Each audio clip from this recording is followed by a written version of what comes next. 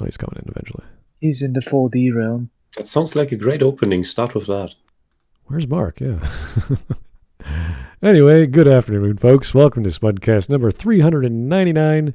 Spirited Away, Why Work is Toxic. Oh boy, what a great film from 20 years ago. And the video we're covering right now is by The Take. It came out in May of this year, has about almost 1 million views, 50,000 upvotes, 2,000 downvotes, roughly. And if you don't know The Take, we covered a Take video about a week or two ago. And basically two socialist ladies complaining about just everything that they don't like. So capitalism is number one, male toxicity is number two, and just everything in between. So you got the patriarchy, you got the laws not good for the LGBTQ people, whatever those laws are, which she never mentions. All these dumb things. Yeah. What's that got to do with the movie? Well, no. I'm talking about in general, The Take. They just take a lot of silly ideas and throw them together to complain and make videos about, and people like them. So, yeah. So the 20 minutes of this garbage has been viewed by 1 million people. Well, no. And the ratio is positive. Well, when you actually look at the analytics, most people check out and most videos within the first 4 minutes, depending on the length. So they don't watch the whole thing.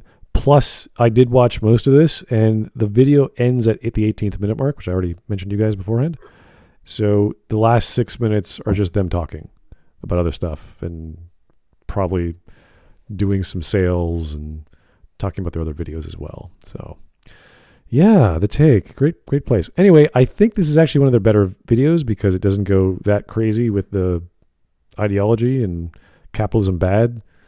But I had to remember, like, Spirited Away was such a great film that, I just remember it being like the Alice in Wonderland from Japan. Like, it's just that good.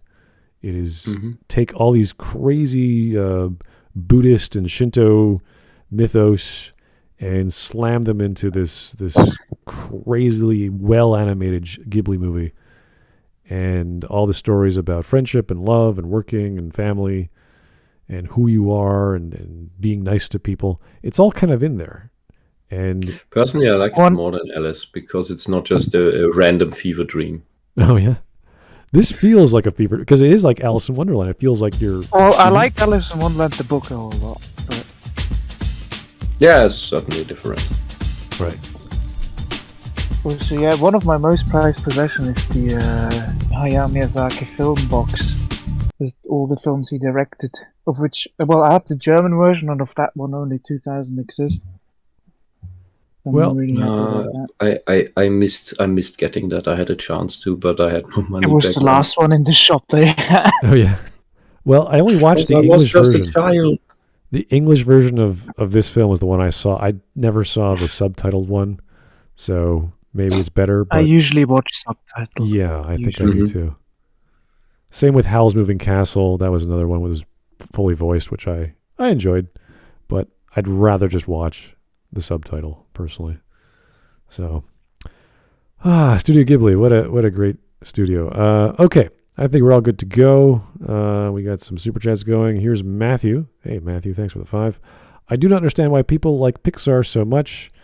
They're very child friendly and do not take that many risks. Yeah, I think you mentioned that last time, Matthew. Didn't we talk about that last time? Yeah. No, Matthew is like, Pixar, blah. Yeah, look at for where Pixar takes risks. Look at the short films. Yeah. Well, the one thing I personally say is, to me, taking risks is not really too big a question as long as the stuff is done well. You can do something safe extremely well and still great. I'd say it like this: you have when you have a big company like that, you have your standard product that exists in order to keep the machine going. That is usually something that doesn't go out of bounds. Something where people know what they can expect because it's a movie from this company. And then once in a while, you make a WALL-E. Because you can afford to make a WALL-E. That's what it comes down to.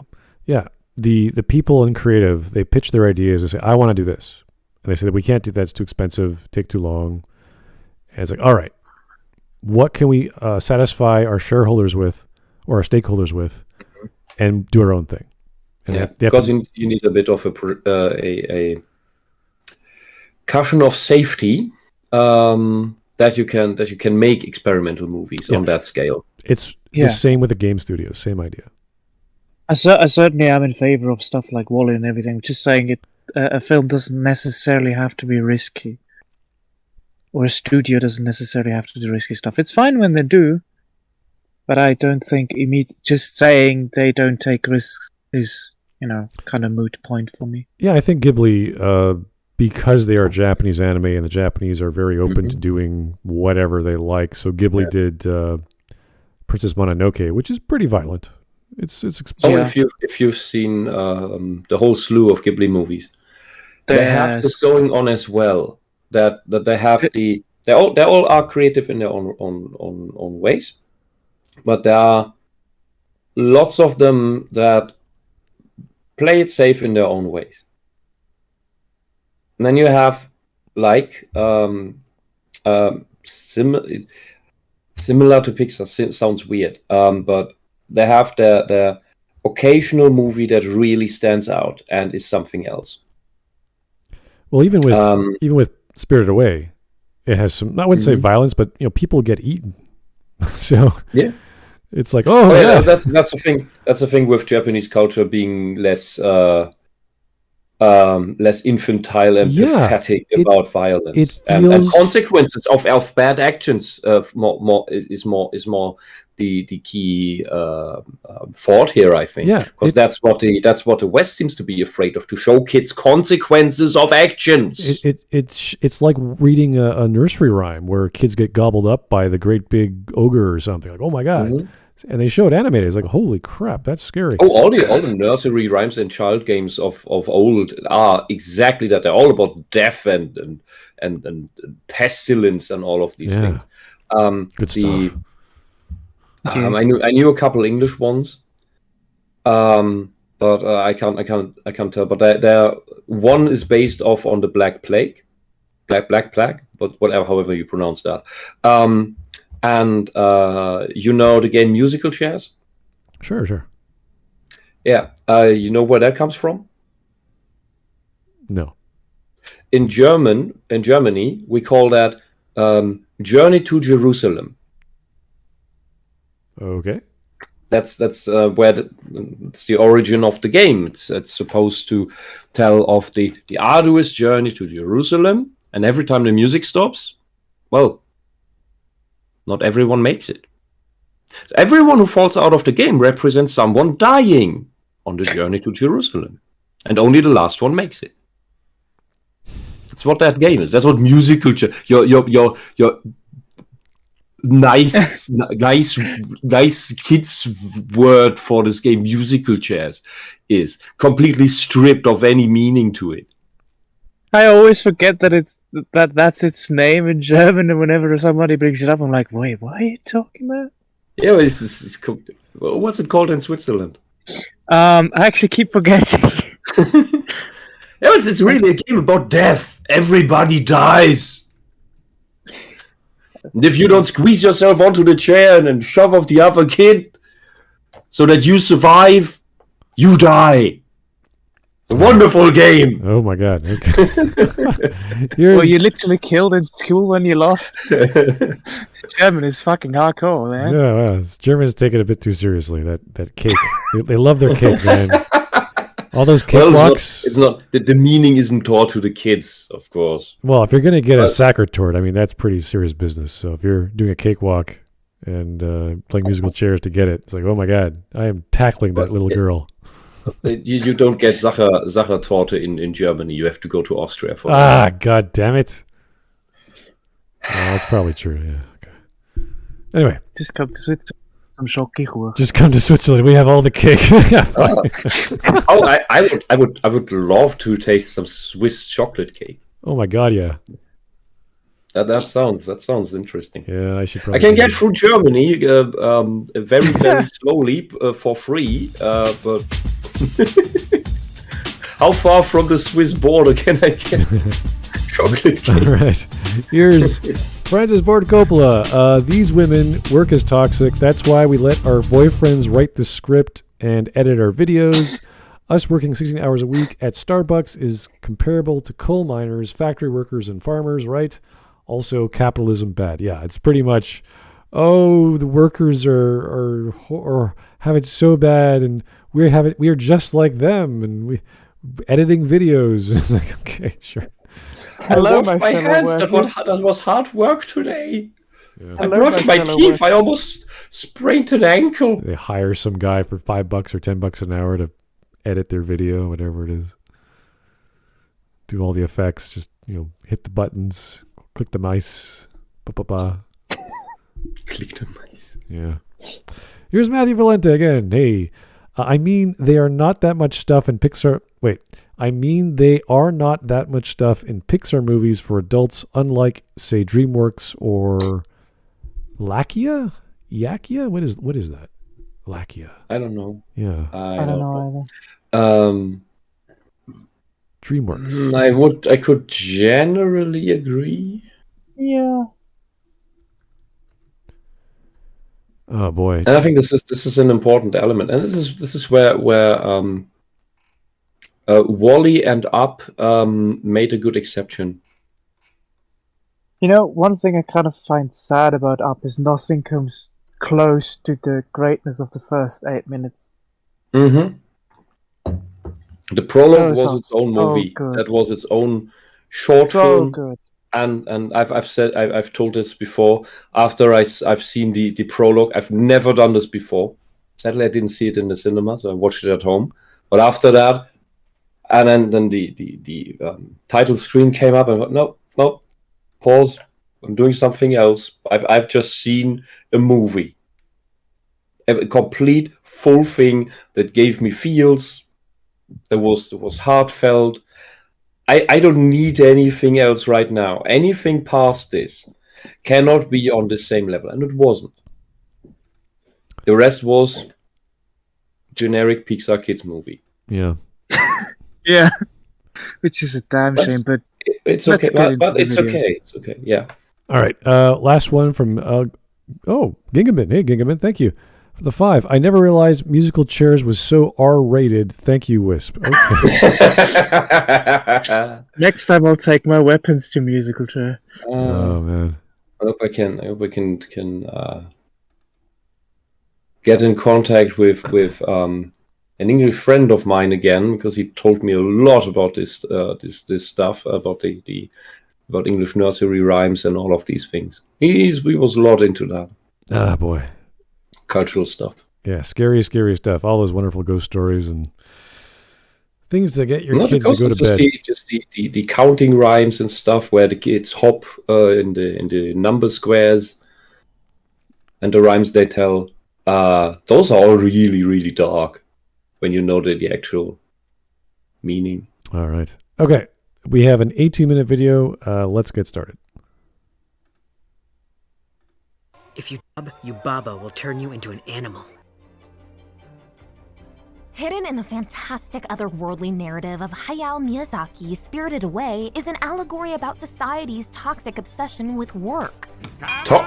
Okay, so where do you get your food from? Every society should be based around work, and there's an economy, and then there's resources and all that crap. There's nothing obsessive about it, so much as you can obsess over anything.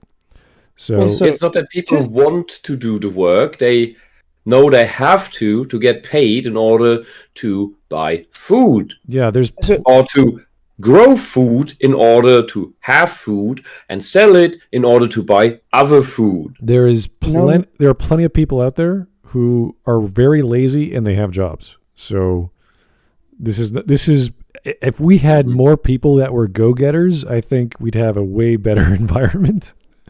But even if you're stranded on a deserted island, you will have to do quote unquote work to get food. Yeah. The life stuff is what these people would call life is the stuff you do between work and sleep.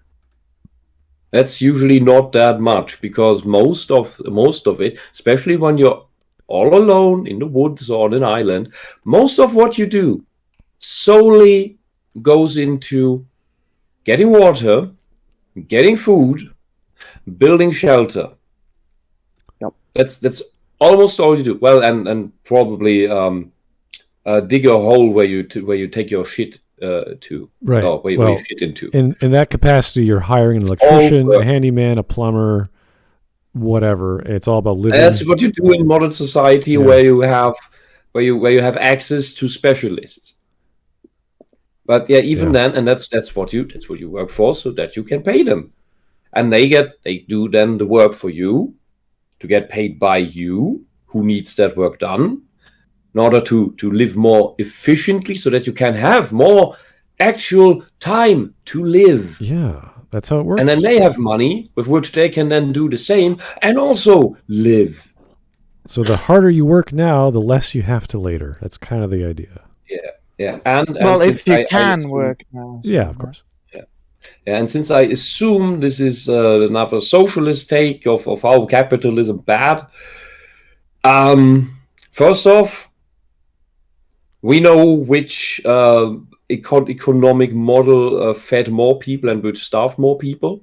Secondly, if you do really try this whole communist commune thing, everybody will work all day in order to get food on the table. Is that an obsession with work? Is that capitalism, because you work and exchange your work for goods in order to sustain yourself and have a better life between the times you work and sleep? Yeah, it's the same with the my animals. God, you built capitalism again. It's infesting everything. It's the same. It's like a disease. It's toxic. Oh my God, we can never have communism because the roasted quails are flying into our mouths when we just open them. Wow, this is horrible. It would be kind of inconvenient after some point if constantly food flew into them. It's the same with the animal kingdom. Like, they have to work to live. It's the same everywhere in nature. It doesn't really matter what is going on, what society you're a part of, whether you're an insect. You know, they don't just say, I'm not going to work today, because if they don't, they die. Mm-hmm. So working is life. The more you work, the more life you get, and the more you can enjoy later on in your life. Yeah. And look, even dolphins, they're not playing all day. They get fed, they go hunting, they hunt, sometimes they hunt sharks.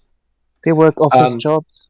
Yeah, and when they have time between that, when they're well fed, when they're done with having sex, they go out and get stoned on jellyfish and other shit. So yeah, you have to, once you've done the work that you need to sustain your life, you can have the actual luxury part and fun part of life. Other animals do that too. However, for that, it's hard work. And Yubaba is running a business. So the people she hires need to do a lot of work so that this business can keep running, because it gets rich people of all sorts in there, paying rent, paying for the services of this bathhouse hotel thing. That means a tight schedule. It's not an obsession with work. It's called running a business. That reminds me of I told you guys before this, the Chinese real estate developer. They pretty much, like, they build these gigantic buildings that no one is living in. So, oh yeah. They build entire cities out of bullshit concrete. Those things fall apart again. No one can even move in there, because within 5 years, all these skyscrapers fall apart on their own again. So they can't pay off their. It's just a giant government project thing to keep an economy rolling. It's basically. Aren't there also towns that are like built meant to get people to live in there, but then it's like meant to live for like 1 million people to live in there, but only 2,000 people live in them? Well, that's those paper homes. I don't know what they're called exactly, the official name. But we're talking about an official developer called Evergrande that just can't pay back its loans. And this is pretty much what happened in 2007 and 8 with Goldman Sachs and Freddie Mac and Maggie May. Freddie Mae and okay, now I lost it too. It's those American real estate. Fannie Mae, Freddie Mac. Freddie Mac. There you go. So it's the same concept, only in China. And it's been the news the past 2 days, in case you guys don't know your investing stories. So. And the other big government projects, that is what we in East Germany called Arbeitsbeschaffungsmaßnahme, or ABM, which means work creation methods or project. So it's basically creating work that has no point for random people so that you can pay them as the state. It's pointless shit. Yeah, well, this company but it gives people the feeling that they're working, and it's just this company is $300 billion American in debt. So it's amazing. Billion. Oh well. With a B, yes, billion. I should have invested in Bitcoin. Yeah, then it might only be 100 billion. Yeah, well, who knows? Anyway, Matthew, you're giving me the same super chat twice. I guess you really want me to read it. Okay.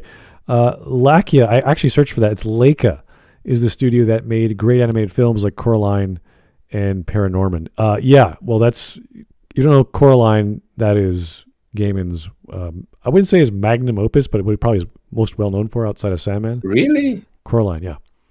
Really? Coraline? Everyone loves Coraline. I never got to read it because I little girls, parents, everyone loves Coraline. It's fantastic. Anyway. So Stardust is Stardust. Read Stardust. Yeah, Stardust is great. I love Stardust. It's one of my favorite films of all time. Anyway, let's get back to Spirited Away. Book. The Studio Ghibli classic was released in 2001 and commented on Japan's losing its soul to capitalism in the context of the country. Not really. Not really. It's a minor theme of the story. I wouldn't say that's what it's referencing, but okay. Commented? Dude, any Japan's been running businesses exactly like Yubaba's, with less magical stuff, throughout its developed existence. And I mean with that, has been around for a bit in Japan. Yeah, but with during Japan's medieval era, they've had this stuff.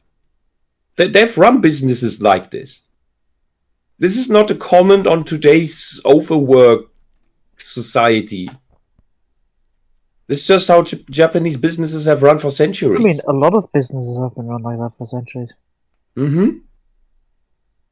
Businesses didn't just start a couple hundred years ago. They've been around for a bit. Yeah, especially Japan's toxic office culture. Offices work a little bit different than this place. Because this place, this bathhouse, is constant hard work by everyone. There are a few clerks probably somewhere, but I don't remember. There are one or two. Yeah, everyone's a gopher. See one of the supervisor. But that's not cubicle workers. Yeah, everyone's just doing everything. Like you're washing, you're cleaning, you're serving guests, you're repairing stuff. It's constant. It's all manual labor. It's all really hard labor. Right. Lost decade. Yet the film is eerily relevant to our contemporary idea of hustle culture. The mindset that to get ahead, you need to devote as much of your day as possible to working, leaving little time. Yeah, but that's No. In Yubaba's place, you don't really get ahead. You have your job and you do that job. When we're talking about hustling or the American dream or devoting yourself to the things that make you more money, you do those things not because it's like, I want to make more money. You do it because you actually enjoy doing it so much that it becomes your job. So you're hustling because if you want to rise in the company or you want to get a better position or anything, you will have to work hard. Yeah, I like you will have to put effort in it. I like the term side hustle because those are things where people are passionate about and they want to do it outside of their first job, which is what they need to do. And they want to build up that second job so they can keep doing that and then make that become their first job or their only job. So also in Japan before, I think it was Tokugawa Ieyasu, you could rise in the ranks and get higher level jobs. That's how he got shogun instead of the shogun. And once he was shogun instead of the shogun, he decreed that if you have a job, it cannot be changed. You have that job, so that it's basically closing the door behind you. I can easily assume that Yubaba's bathhouse is one such place where you mainly get stuck in the position you're assigned to, not necessarily that you can work yourself up to something unless you really prove your worth there. That you have this other skill. Because this place mainly runs on people doing the jobs that are needed to be done.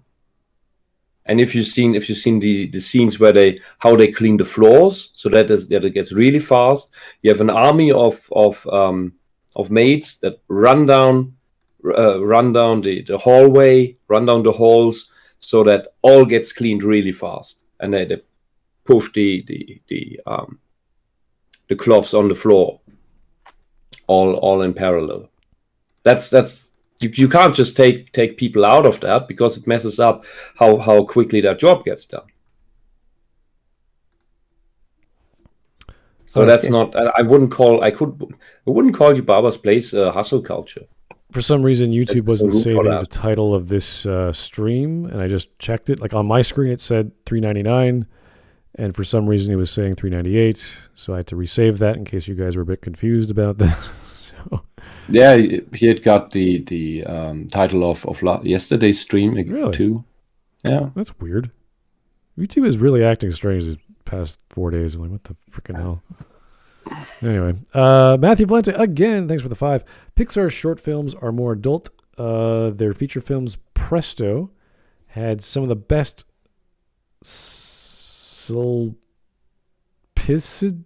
tech since the Looney Tunes. Slapstick? What is this? Probably slapstick. Slipsid tech since the Looney Tunes. I wouldn't have guessed it, but it's probably slapstick. Yeah, okay. I think so too. Yeah, I gotta translate. What is that word? Okay.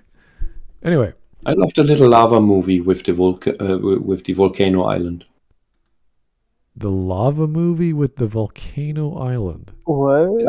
I don't remember the title. It was a. Yeah, I don't know either. Which one was it?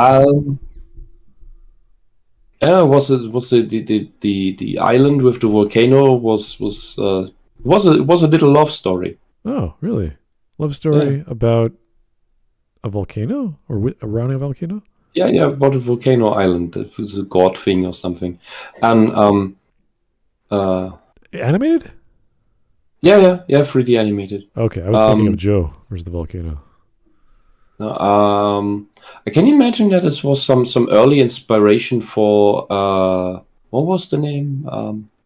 Moana, maybe. Oh, okay. Well, if anyone knows was a Disney film about a volcano, please write it down in the comments. Pixar. Okay. It was a short film. Pixar short film. Alrighty. Okay. Anyway, back to hustling being bad. Apparently, I don't know. If people want to work harder after hours, go for it. Yeah. If you don't want to get into a better position, if you're told that's bad, that sounds actually like some superpower wanting to keep you exactly in your place, so that you don't even strive to become better, so that you are not afraid to power. All right. I find that's a really strange conception because the employer only profits from you working hard. Yeah. So yeah. You're a great worker. I want to hire you more. Here's a raise. Keep doing what you're doing. Yeah. Why? I think really depends on your contract and your employer and your company and the company culture. I mean, not all companies are the same. and those who have figured out the right parameters, they're running really well, and the workers are in good mental health and physical health. That's great. Well, mainly mental health. That's mainly what you can provide for a good working environment. But on the other end of the spectrum, you have these super socialist companies that want to do this full democracy thing where every worker, even if he just joined the company, has as much say as anyone else. And then they decide randomly changing opening hours, which means no customers will ever come because nobody knows when the bloody shop is even open. There were these I think there were even two communist-run bakeries in the United States, and they went out of business very quickly because they tried this model of everyone has equal say in the company and everyone can work when he wants, and somehow they didn't manage to sell much bread. I always get cracked up thinking about stuff like that. If you imagine a massive company, then they just go asking everybody what their PR strategy should be. Like, what the fuck is a janitor supposed to know about this? Yeah. But yeah, anyways. Anyway, just so you know, the short film is called Lava. So that's why I said lava. I had a word in my head. I just didn't know where it fit in with that movie, with that short film. So anyway, capitalism apparently bad. So yeah. For anything else. Work like hell. I mean, you just have to put in 80 to 100 hour weeks every week. Spirited Away shows that. That's if you want to be a CEO. Well, if you are a business or owner, if you're self-employed, that is your life. Like you own a company, so. Yeah. If you're self-employed, you own a company of which you are the sole worker. And that usually means that you work every hour of the day because you are the one responsible for getting new clients. Yeah. For selling shit, for growing shit, for whatever it is you're doing. And that means that you have to be available at all hours and you will not even think about it. And you will just do it. You don't get paid a salary. There's no, like, this is you are the machine to make money. You can't just give yourself an hourly wage or something. Yeah, you get what you make of whatever job you have to because the clients are and the contracts you make are essentially the food that keeps the company rolling, so that that money comes out at the end that then you can use to sustain yourself. All right. And being self-employed is really that's the idea of it. Here is the Mechanist. Thanks for the $1.11. Always like that number. Hey, sorry for missing yesterday. I could have answered Star Wars questions. Oh, also Ryan's bombers are dumb because he could have designed it to look like the B-17 and made it fast, like I did with my logo spaceship, which I thought of on my toilet. Ryan sucks. Oh God, did you do TLJ stuff again? Yeah, it was Linkara, yeah. So. Oh God. Special guy, Linkara. Anyway. Last thing on the 80 hours thing. Oh no. In your communist commune, of your utopia, your workers' utopia, you will work 80 hours or you don't have food on the table because you're all doing the stupid farmer shit. Because you won't be librarians, all each and every one of you, and poets. Because someone has to grow the fucking food, and that is hard labor. Go move onto a farm and do it for a month. All right, let's go. Help, be a hand. Let's go. Trap. While Chihiro may think her liberation comes from 24/7 hustling, in fact, hustling keeps her down. Something more intangible and more spiritual that provides her freedom. I put a spell on it, so it'll give you back your strength. Just eat it. Here is our Drugs. take on how Spirited Away pulls the mask off living work maybe and shows us the need for another dimension to life. Maybe Chihiro is feeling down, not because she has to work, but maybe because not only does she have to work, she's in a world that she's not used to. Her parents are fucking pigs, and she's trying to save them as well. Yeah. Yeah. You know, there are other factors than just her having to work. she's not. She is not there to work. She's more or less shanghaied into work. Yeah. Plus, she's a little girl who's lost everything, and suddenly she has to do all these crazy things just to figure out how to survive. Right. How old is she anyway? 8 to 10. Yeah, around that. Yeah. So like 11, something like that. Yeah, possibly. It really helps that she has a magical dragon boyfriend, but it's part of the whole story. Yeah. Another side to life that she gets shown. What the fuck are you talking about? Where do you think Where do you think the other people got the food from? So according to Wikipedia, she's 10. Oh, okay. Okay. Anyway, because it's in real life you can't just magic your food onto the table. Even if you put magic spells on it. It's useful. I used to think the microwave was magical, and then I actually studied it. I was like, oh, it's just one frequency of the spectrum. That's all. I can imagine Smut drawing magic circles on the table, trying to warm his food that way. How does it work? This is so funny because all a microwave does is make water molecules jiggle, and nothing else. The hydrogen bonds just break. That's all it is. It makes the water in your food horny. Yeah, honestly. Yeah, if you want that's really all it does. Get really good corn on the cob, put it in the microwave. It's amazing. Add a little bit of butter. It's the best corn on the cob I've ever had. I don't know why. Oh, that's strange. Yeah. Anyway. I'll Matthew, try that once the new microwave is in. Yeah. Oh, yeah. Well, it'll be messy, but yeah, obviously. Matthew Valente, again. Matthew, you really got this problem with Pixar. I do not understand why our Pixar movies said to be the best animated films of all time. They're not that good.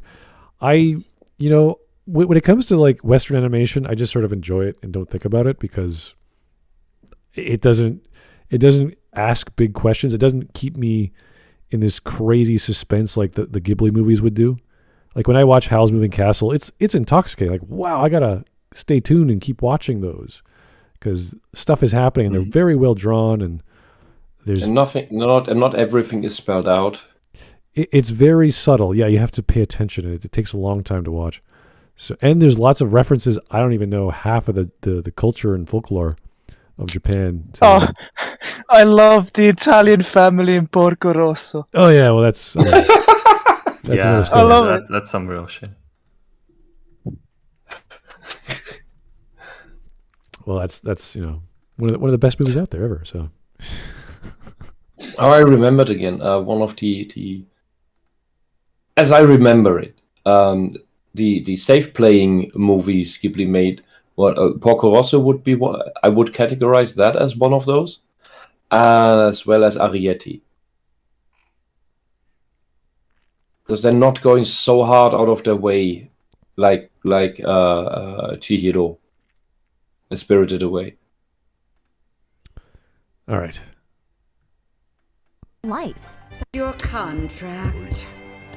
Sign your name away, and I'll put you to work. No. No, it doesn't. Did they change the tile because this is not matching up? Maybe. This is something that I honestly despise. Is this socialist slogan of something says socialist propaganda slogan. Right. They put this on stickers with Nintendo characters and plaster them all over town. If anything, to get the children. The major problem is not working, it's the greed of the people who want things. Like we see the No-Face character who just keeps eating and eating and eating. He keeps consuming. But that has nothing to do with working to produce the food or the meals. It's just No-Face is just giving out fake gold too. It's just all these nuggets of whatever. I don't know what they're, but that's the one of the messages of the film. Not the major message either. It's one of the minor themes. So I don't know why they're latching on to that. Because also the reason why he does it is because he wants to get to Chihiro. Yeah, he's obsessed with her. We don't know why. Like it's this weird sort of. He's just attached to her, and he goes crazy. I think it's because she noticed him actually. All the others didn't, so she was not kind to him. I think there was this small scene where she's like leaves the door open to let him come in. Yeah. Yeah, and she didn't care about the baubles he gave. Right. Which confused him. Like he didn't know what to give her in order to get whatever he might get from her. She just did stuff out of the kindness of her heart or whatever, or naivety. No Face couldn't understand this at first, that there's someone who just does things for me and I don't have to bribe that person. Yeah, I think that's strange. a common theme in the Ghibli films with the innocence of the children or the younger heroines or heroes. They're always like, they've got this weird sort of life about them. I don't know how to describe it. They're just sort of nice or kind for the sake of being young and uncorrupted. I don't know what that term is, but it's she just does it because that's what you do. That's what she thinks is good. And everyone else is like, oh, gold. Yeah, here's some more food, you know? So that's fine. That's a simple message. Be nice. If you're new, be sure to subscribe and hit the bell to be notified about all of our new videos. No. This video is brought to you by Mubi. No. I skipped ahead. Move it, you stupid sootballs! Spirited Away follows the adventures of innocent Chihiro, who's forced to become a worker at a chaotic, mysterious bathhouse for spirits while she tries to reclaim her old life and save her parents, who've been transformed into pigs by the bathhouse's villainous ruler, Yubaba. I'll give you the most difficult job I've got, and work you until you breathe your very last breath. The animation here is so amazing, with her creepy hands with her fingernails moving up Chihiro's arm like spider legs. Yeah. But also, was it a spell by it? As far as I remember the film, it wasn't like intentional by Yubaba to turn the parents into pigs. No, it's a ward against humans entering. Right. Yeah. And I think what's his name, Yaku or whatever the guy's name. I think that because they ate the magical food, they got turned into the pigs, and Chihiro didn't eat the food. Yeah, and the whole Which is thing a common thing in fairy tales. was that you have to leave the boundary of this place before sundown, or else you'll get trapped, and that's what happens. So, very, very standard fairy tale stuff. Yeah. All right, Matthew Blunt again. Beast of all time, are they really that good? Dude, what are we talking about? Pixar again? I know Pixar is, you don't like it, but we're talking about Studio Ghibli, buddy. Let's stay on topic. Okay. The bathhouse environment may be bizarre, full of odd characters and spirits for clients, but at its core, it's a place of work. It runs on its own fixed time schedule. Now get back to work. Yeah. You know, it's a bathhouse for the customers. Someone has to run the bathhouse so that there is clean water, clean towels, and all this other shit that the customers of the bathhouse need. You need workers for that. For the workers, it is mainly a place of work, not a place of leisure. Yeah, we don't see. Do you comprehend the difference? Yeah, when we go to a restaurant, we don't see what happens in the kitchen. The kitchen's not available to us. Okay. Yeah, you know, the kitchen staff isn't eating in the main room all the time while the restaurant is open. Yeah, what is your understanding of economy? It's chaotic. Of work in the first place. What are you doing? Yeah, all these service industries are chaotic and busy, and things got to get done now. So it's whether it's a bathhouse, a restaurant, any kind of lineup for people trying to get in to get something. You have to serve as quickly as possible. So. Employees sleep top to tail in crowded rooms and are pitted against one another to see who can work the hardest. Haven't you ever worked a day in your life? Linen Sen, you get the big tub today. What? Hey, that's frog work. Chihiro's productivity is crucial, not just to her thriving in the...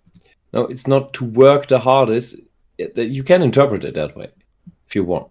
But It's mainly get the work done you are assigned, because it needs to get done within a certain time.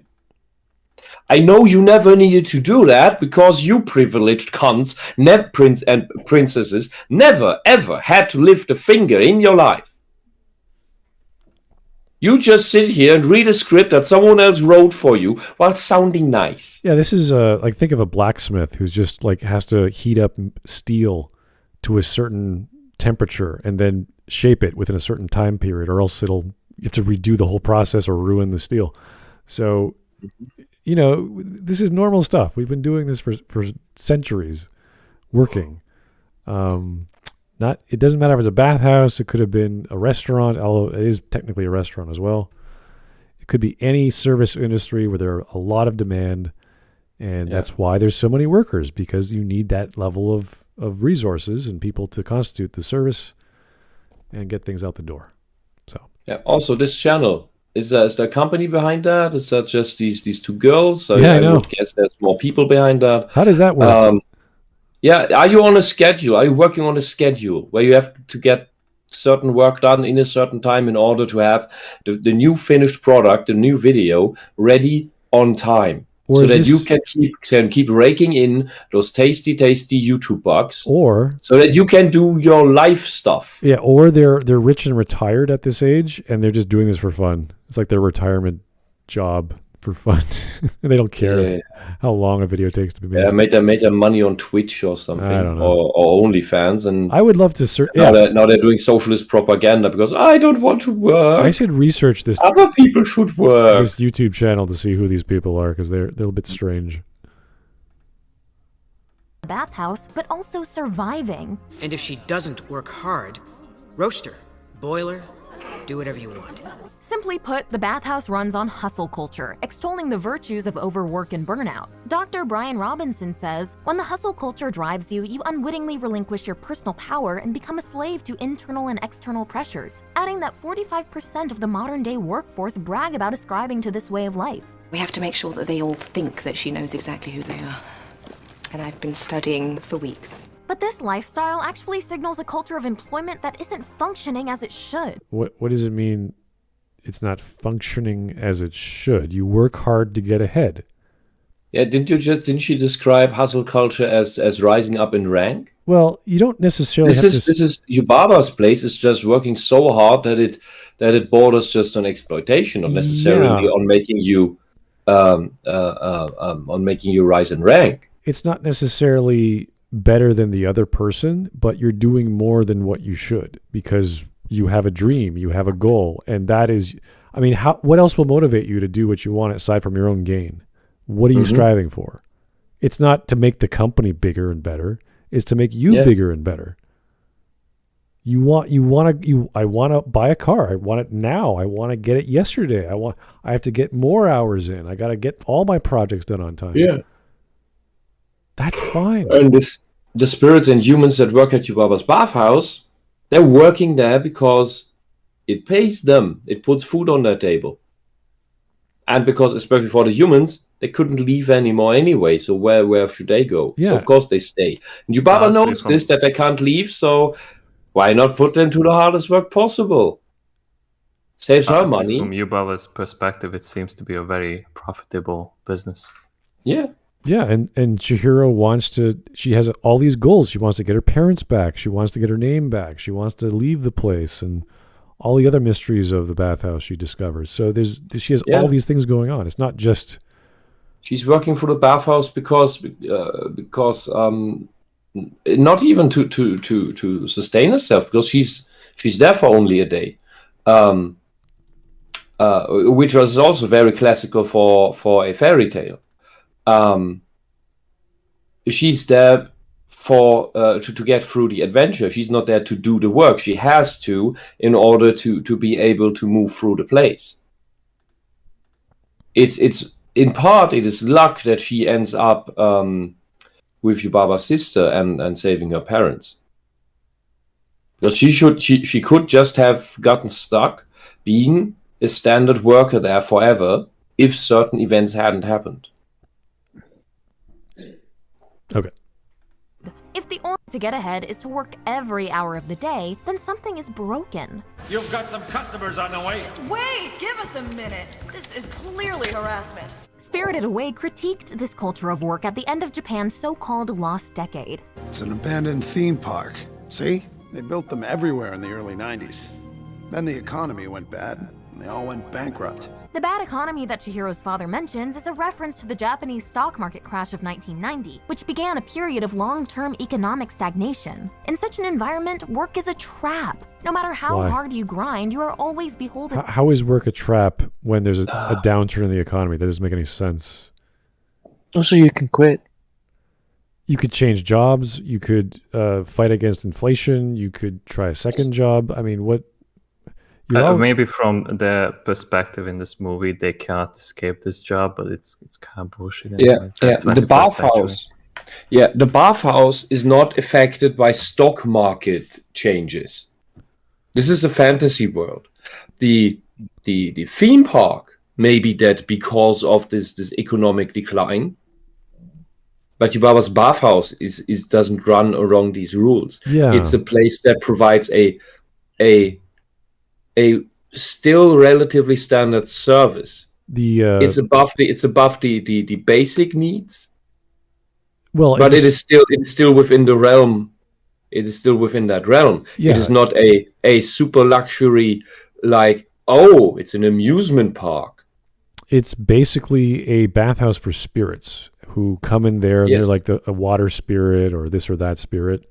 And whether it's a luxury to them, I don't know. But it's kind of like I can go to the grocery store, or I can go to a restaurant. It was the same equivalent of going to a restaurant, but not a ristorante or not a 4-star thing, just a restaurant. Yeah. Well, personal hygiene is a thing that comes right after water and food. Which is great because we talk about Japanese culture and they still have bathhouses. I think this is a thing. Let's say water, food, shelter.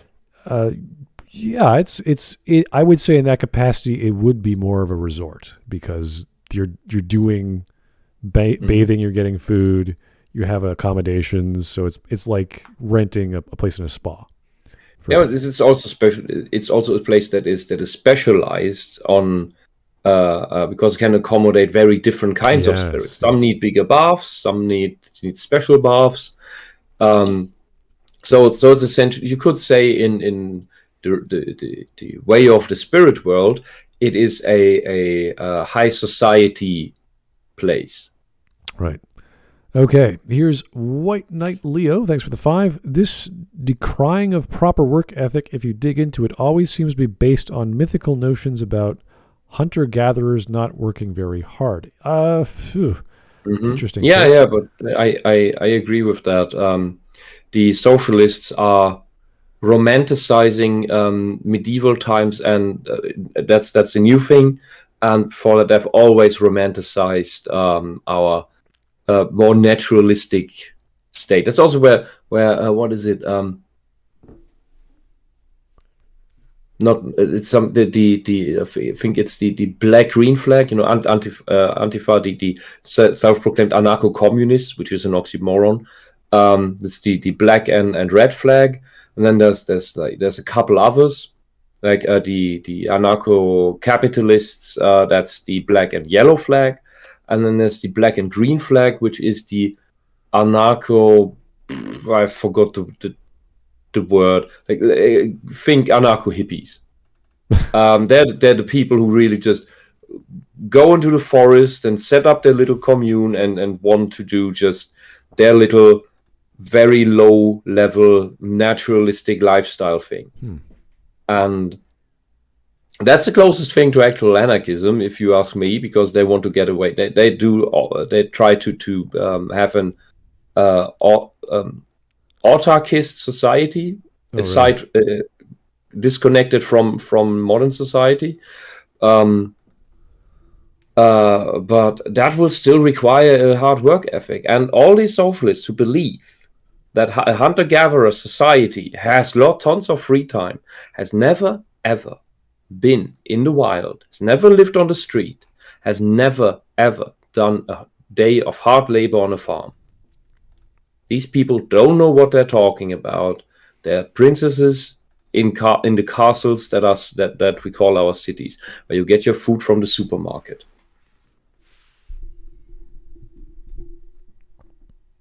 All right. Into financial beyond your control. Saki's on the house tonight. But first, hand over all the gold you picked up.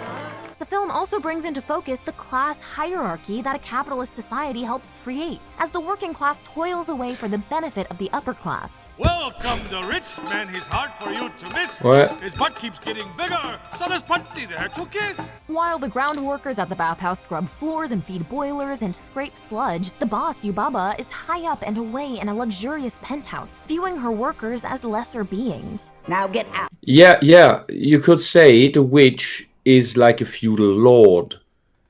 Yeah, but why wouldn't you want your boss to represent authority and money and power? Because they're the ones who own everything. Of course, they would have ownership and therefore the resources. Yeah, she's the one, Also- and she's the one with the initial risk of it all. Also, one thing I've always find funny when they talk about quote unquote, they act as if they were a higher being in fantasy settings like that. She kind of is, in some aspects, you know. Yeah, she's this is basically like the Little Mermaid, Ursula. You have this evil witch who's controlling everything. You're like, okay.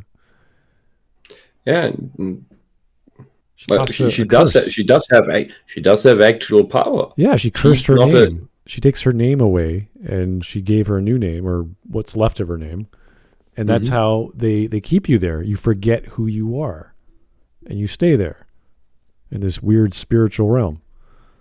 So that's part of also her reason to escape, is to leave this place with her family again. Kind of important to the plot. Yeah, to reduce it to, it's all capitalism, that is so short-sighted and so superficial. I would rather, I like the detail of all the workers and all the things, and she's counting her money, and she has her giant crazy kid.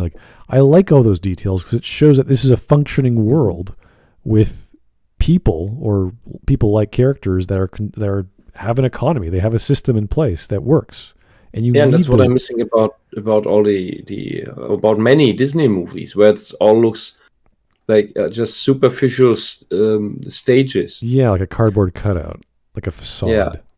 Yeah, and the Ghibli movies, especially this one, all the details make it look like a lived-in world that is real and, as you said, functioning. Yeah, so you can walk from the background of Yubaba's inner rooms. Yeah, I want her described to have this giant rooms and details and you can learn so much about what she does, maybe about her personality, about other aspects of her abilities or what she prefers, and it's all there. It's not just random items that you expect for a stereotypical leader feudal lord character. The same with the other Ghibli movies. So really fall through. How does this person? What's the character of this person? How does the place look she lives in? Yeah, not just with props, but what does she do there? Every detail, everything she uses, things she has lying around. Look at her. She could be dressed a lot more lavishly or a lot more Japanese, but she's got these rings on her fingers. I would say more of a European look to her. The dress is definitely not Japanese. Mm-hmm. And when you think of bathhouses, you think of women in yukatas and kimonos and other rather fashionable things. She seems more like a Western witch. Yeah, a fairy godmother, but like an evil kind. Mm-hmm. Yeah, I like that. Very big head. She does in a very, very, very reduced manner. I see parallels between this story and the European story. I think it's Swiss, Frau Holle, where the girl is going through a couple of chores. Gets to Frau Holle's realm in the clouds, and she does a couple chores and gets rewarded at the end. And her sister, who is jealous of her being rewarded, also goes to Frau Holle, but she doesn't do the chores. So that's the part that isn't in that has no reflection in this story. But Chihiro is and then gets punished for it. And Chihiro is going through all the steps, all the chores in the bathhouse, and then in the end manages to save her parents, which you could say, yeah, she does the trip around to Yubaba's sister, but in the end she gets rewarded by saving her parents. Okay. Would be a very, very reduced view on this. Now get out. I've got all the lazy buns I need. The problem with this structure and attitude toward work is that it's inherently dehumanizing. Workers cease to be people and instead become tools for their employers. Spirited Away takes this to an extreme by literally having Chihiro lose her name. That's how Yubaba controls you, by stealing your name. And in turn... Oh yeah, you remember when we covered this Al Jazeera Plus video? And I mentioned to you that Qatar, which is who funds Al Jazeera, this quite Islamist country, that is doing very opposite things than the things they push onto the West, the English viewers on the AJ Plus channel. They take away the IDs of the workers who go there, so that you can't leave the country anymore, which is quite similar to taking away your name, because Chihiro can't leave as long as she doesn't have her name back. Same thing. So you could say this is how she enslaves you. This is no different. Like Qatar does. This is literally a contract, very similar to what we saw in The Little Mermaid, where she has to sign. So she gets something for this, and she has to work, yada yada. This is typical setup. So Also, this I is a see. very... So this is a reference to the Atlantic slave trade. Oh yeah. Yeah, exactly. But also, this is basically a fairy tale. Like, work in real life doesn't quite work this way. I can always quit. Well, for this person, it does. Well, maybe. It sounds like Make they another haven't video. done anything besides journalism. This isn't journalism. Well, I think like the closest work that this person did is journalism for some lovable news site. Christopher Hitchens is journalism. This is just drivel. All right. her identity when she signs her contract at the bathhouse and has to change her name to Sen. And it belongs to me now. From now on, your name is Sen. You got that? One of the kanji or Japanese characters that Chihiro loses from her name means to search or inquire. The kanji that is left, Sen, means 1000. So Chihiro is symbolically reduced from a person whose identity is linked with curiosity and independent thought to nothing but a number. Just as capitalism views us as only as valuable as the number of our net worth. You drove oh really? Do you know anything about how the workers' paradise and the communism actually functioned, where workers were chained to their workplace with a chain and had a bucket next to them so that while working they could take a dump right next to the workplace where they were sitting, but that they were chained to, so they could get working right away again. That is smart, kind of them. Also, Chihiro keeps her personality. Yeah. Sure, her name changes and everything, and she can't leave until she gets that back. But her personality doesn't change. She grows up. Yeah. Yeah, the whole thing about the dehumanizing people, dehumanizing workers and all of this. That's what the ideology you're trying to sell us is doing. Really doing. Locust capitalism is doing that too, sure. That's when you have capitalism unchained. Okay. Yeah, we should put some regulations on that, maybe. Communism always does this. And it does it while telling us that it's good for us. Fucking monsters. So guys have never heard of Glengarry Glen Ross was a movie, had Al Pacino, and it was based off a stage play. And lots of swearing. Like that's what it was known for. There was lots and lots of swearing. in these films. And it's about real estate guys who are going to all get fired from this, I don't know, some kind of firm, and they're in this big race to sell the land or whatever, and it ends up being this whole criminal theft scenario. So yeah, this is like before we had all those other crazy films like Wall Street. Anyway. To get here tonight, I drove an $80,000 BMW. That's my name. The biggest problem that Spirited Away shows with hustle culture is how seductive it can be. Really? Watching Spirited Away makes me want to work like a dog in a bathhouse. I don't think so. No. It's not what she's saying. She's saying that it shows how hustle culture makes you want to work more. Not that the movie is making you want to work more. I'm a little lost. What are they saying? Let me rewind that. That's my name. The biggest problem that Spirited Away shows with hustle culture is how seductive it can be. Give me some gold! Give me some What? So that is just them begging No Face for his gold. It Because has he's literally shitting nothing gold. to do with hustle culture. yeah, that's like those Thanks for girls ripping on the context from the movie. Yeah, that's like those girls on chat that like, please give me money, I'll dance for you or whatever, and they get tips. This can very easily happen like socialist communist country as well. Like we had like competitions and like the lottery. Like that's like how the state owned the lottery. So that's how they got back the money that they gave out for wages. And pretty much like the best prize was that you could win an apartment in the capital. So you can work even more. What a great prize that is.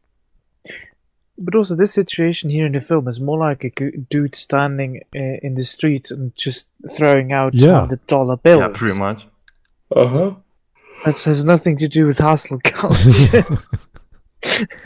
What the heck? There's a few In films. the end, it's more like Mr. Burns throwing pennies from rooftops. Yeah, it's like watching Batman in 1989 with the Joker just throwing money into the streets. Like, that's the scene. That's what's going on. The problem is he kills everyone.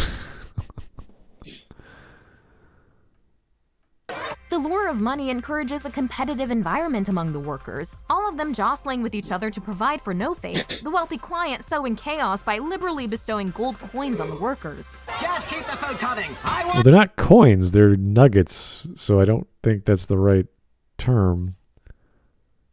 But of course, you'd pay attention if you watch the film, I guess. Why does No Face sound like a frog in the dub? Yeah, he has no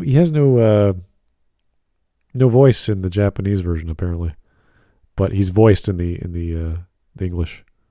Okay, American dubs suck. Yeah. Dear Americans, your media makers, localizers, and your government think you are utterly retarded. That's why they keep explaining everything in the most verbose way in your movies, series, and localizations from other countries, so that you have no time to think for yourself ever. All right. Is that why Germany dubs over every single media? Oh god. Yeah, just keep the food coming. I want to eat everything. He doesn't say that in the Japanese. He just goes. Yeah, which conveys the same message.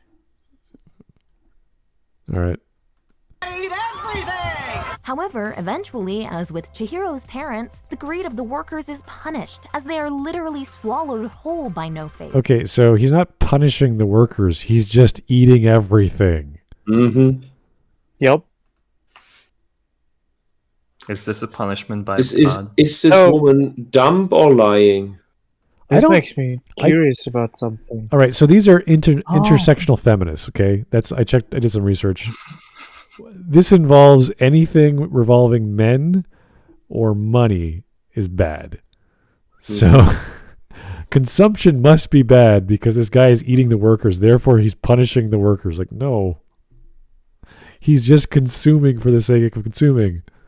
He's saving the planet by removing people. All the capitalists? Yeah, all the workers? I don't know. He's saving the workers from work. Yeah, look on the bright side. Look on the positive side. The worker doesn't have to work anymore. He finally escaped the workers' utopia. Yeah, Zaki really hate the industrialization. The amazing manufacturing capabilities of Japan. He's like, oh, this is horrible. Especially in bathhouses. Wipe the smile off your face. You're still smiling. That is so dumb. This character is completely ruined in the dub.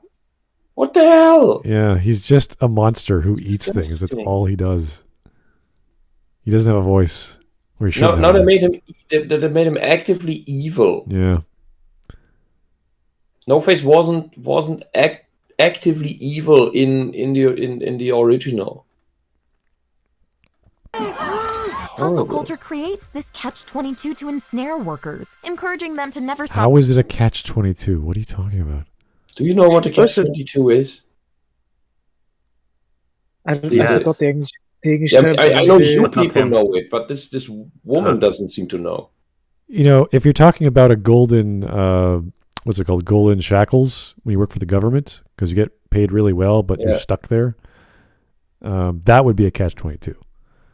So, you could argue this is the only job in town, and you're stuck there, but she's not saying that. Grinding while keeping them at an arm's length from any meaningful social mobility that the promise of work should offer. What? The social mobility of a spiritual bathhouse. Where do you go in the spirit realm, honey? Like, there's no other story around that. It's just the bathhouse. There's nothing, like, there's no dominion or country of other spirits across the way. We have no idea what else exists here. Yeah, that's not the story. It's not supposed to be the story. What is she hoping? Social mobility? Like, what are you talking about? What does that mean? I get to talk to the frogs now that I made $20 an hour. Like, what? I learned the skill of talking to the spirits after working at the bathhouse for 2 days. Like, what? It means getting raises, getting promotions. I guess, but in terms of communication, she talks plenty. She talks to all kinds of people in spirits. So, like right here. So I don't know what the problem is. So while work is presented to Chihiro as a means of escape, the message is that it will actually incarcerate her and us. Yeah, if she's not careful. That's the whole thing. That's the danger. She can lose her memories and her name and get stuck in this place, and she's trying not to. She's working hard so she can escape this problem, which is, I think, many people when they get their first job, which isn't the best job, like, I'm going to work as hard as I can and move out or get skills so I can apply to somewhere else, or I can go to school and afford school to get more skills to go work elsewhere. And that's how it goes. That's what you're doing the rest of your life. You're constantly upgrading your skills to get better jobs. So, or you decide to go into business yourself. So this is normal. The difference. Also, this shit isn't an equivalent to normal human work. Yeah, no, it's not. No, it's This is like the worst kind of job you could possibly imagine. Just working your ass off, cleaning stuff, and sleeping on the floor and all this other junk. So, with all these magical beings around you trying to eat you or something. So. Yeah, I do feel as well that they are looking way too much into it, and they take it as a metaphor for like factory worker, for example. Can never break out to like a better job, so they will do it for the rest of their life. Yeah, that's really not the case. Even factory work, I wouldn't say is as crazy as this, but I know stories from my parents and their parents. Working in a factory, it wasn't hell. It was hard. It was grueling, but it wasn't hell. You learn skills. They taught me how to properly cut peaches. They had this tool that they used. It was fantastic. They can like can all these fruits way faster than I ever could as a kid. So they learn skills, amazing stuff to preserve food and can it and bottle it and what have you. So it's not useless. You do learn things, especially if you're an Italian and you make tomato sauce every year. It's like, oh my God, that's amazing. Every year? You mean every day? Well, no, they only ripe certain times of the year, so there's one big harvest. Other than that, you just go to Costco and buy some pesto. Yeah. Anyway, Matthew Valente, DreamWorks is more adult than Pixar with movies like Shirk and Kung Fu Panda. I've never seen Shirk. Okay, cool. Oh boy. Well, you can't really say it anymore because Disney bought DreamWorks. So. Oh yeah, that's true. Huh. Wonder what they're going to do with all those properties. Oh, I can't wait for Shrek to appear in one of the Disney movies. Oh God. They will all be rebooted and get Netflix adaptations. I want to see an amalgam of all the DreamWorks properties, just like the Shrek cars. They just gotta like pull off some MCU shit, just with Disney. Just universe. throw it all together. I'd love to. Yeah. We don't know what everyone likes. Let's just give them everything all at once. Like what? No, it's stupid. All right. I can't believe I forgot my name. She almost took it from me. It is only in abandoning the hustle that she's able to get back to her old life. Abandoning the hustle? No, not really. That is not what happened. If she abandoned the hustle, she'd die. I gotta watch the specific scene in the movie where she abandons working, because I'm quite sure that's not a good thing if it does in fact happen. Okay. She does a lot of other things than just abandoning that bad house job, but she has to explore and figure stuff out in order to get her parents back. So yeah, she has to do more than just scrub floors. Mm-hmm. Also, I'd just like to mention the fucking soundtrack of this film is amazing. Oh yeah, it's great. It's very entertaining. Not this video though. No. The actual movie, yeah, I know it's great. It's a great film, even if you don't understand. Like when I was watching it, I was like, oh, "This is kind of weird. I don't understand all these." They're basically aliens. I'm like, "What the hell is this?" Yeah. Really impressive, and they apparently only needed like $17 million to make this movie. Oh God, they made a fortune. Yeah, they made crazy money. For merchandise alone, they made like $4 billion back in the U.S. Oh Jesus! I know they made over $300 million in the U.S. on just the film. Just the film, yeah, but merchandise, that's where the money is. Well, if you get a return of $300 million from 17, I think that's a win.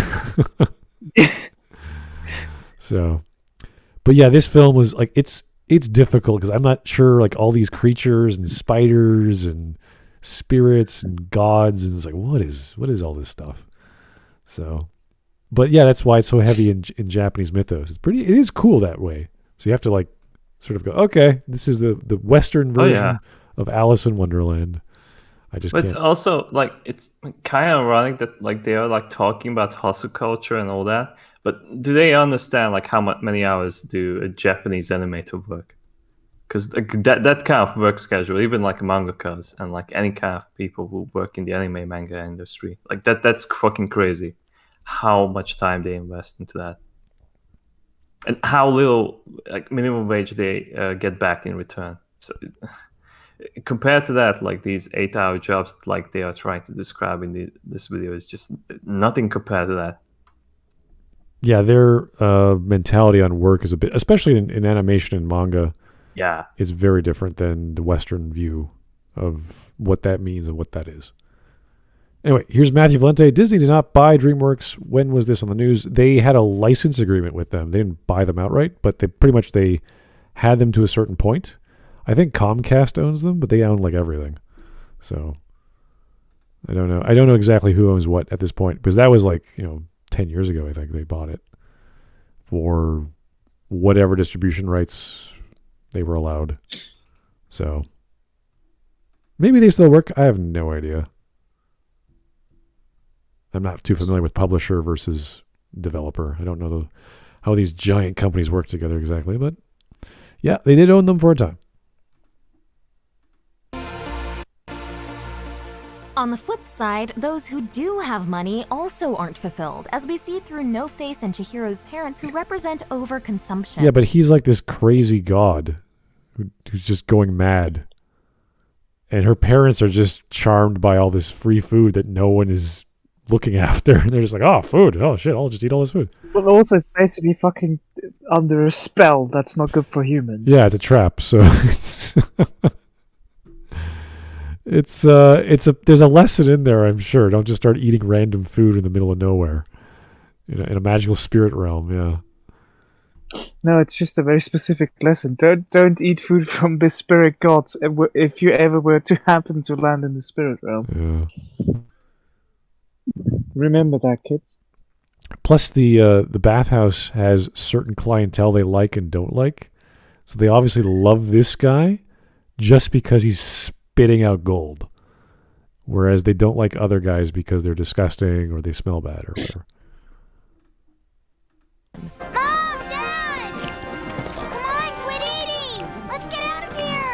Early in the movie, consuming turns Chihiro's parents into literal pigs, a common symbol for capitalists.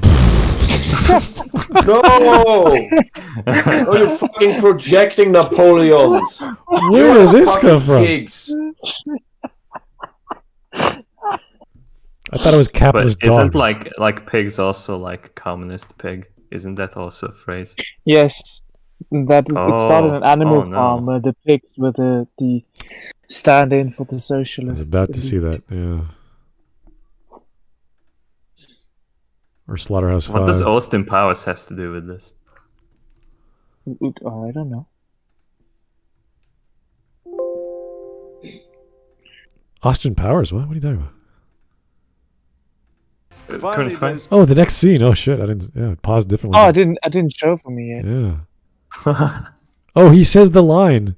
Capitalist pigs will pay for their crimes, eh? Studio Ghibli has clarified they represent the greed of Japan's economic bubble of the 80s and how the people who became pigs in that time didn't know it or remember what it was like to have a human soul. In 2001, after the economic downturn had revealed that capitalism wasn't even working to make people rich...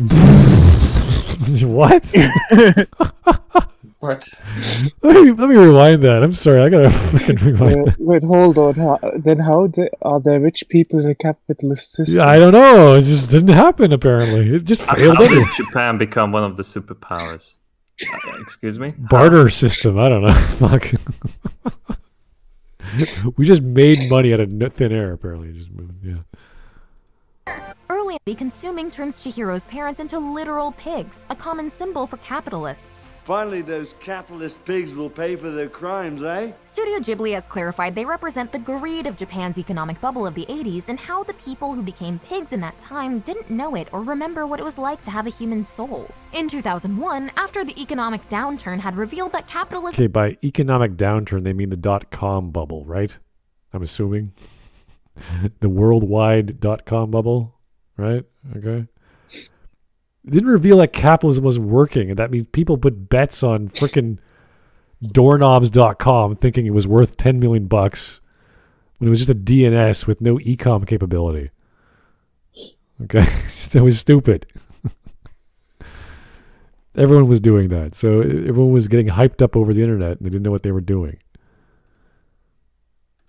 wasn't even working to make people rich. Miyazaki was encouraging the younger generation to look back at Japan's pre-capitalist, more spiritually inclined history. At the very start of the film, when Chihiro notices spirit shrines...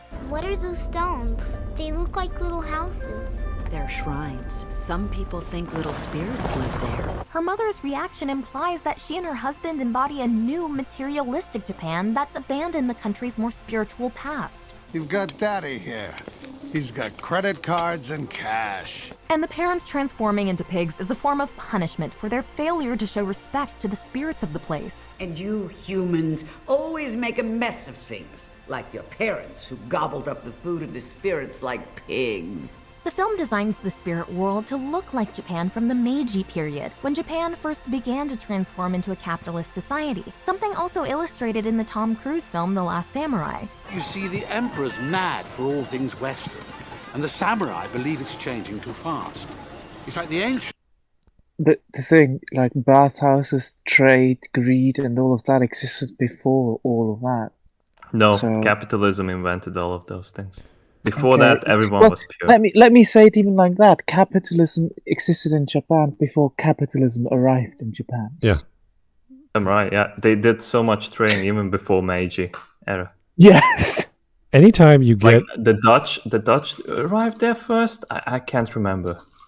I But- think so. I think.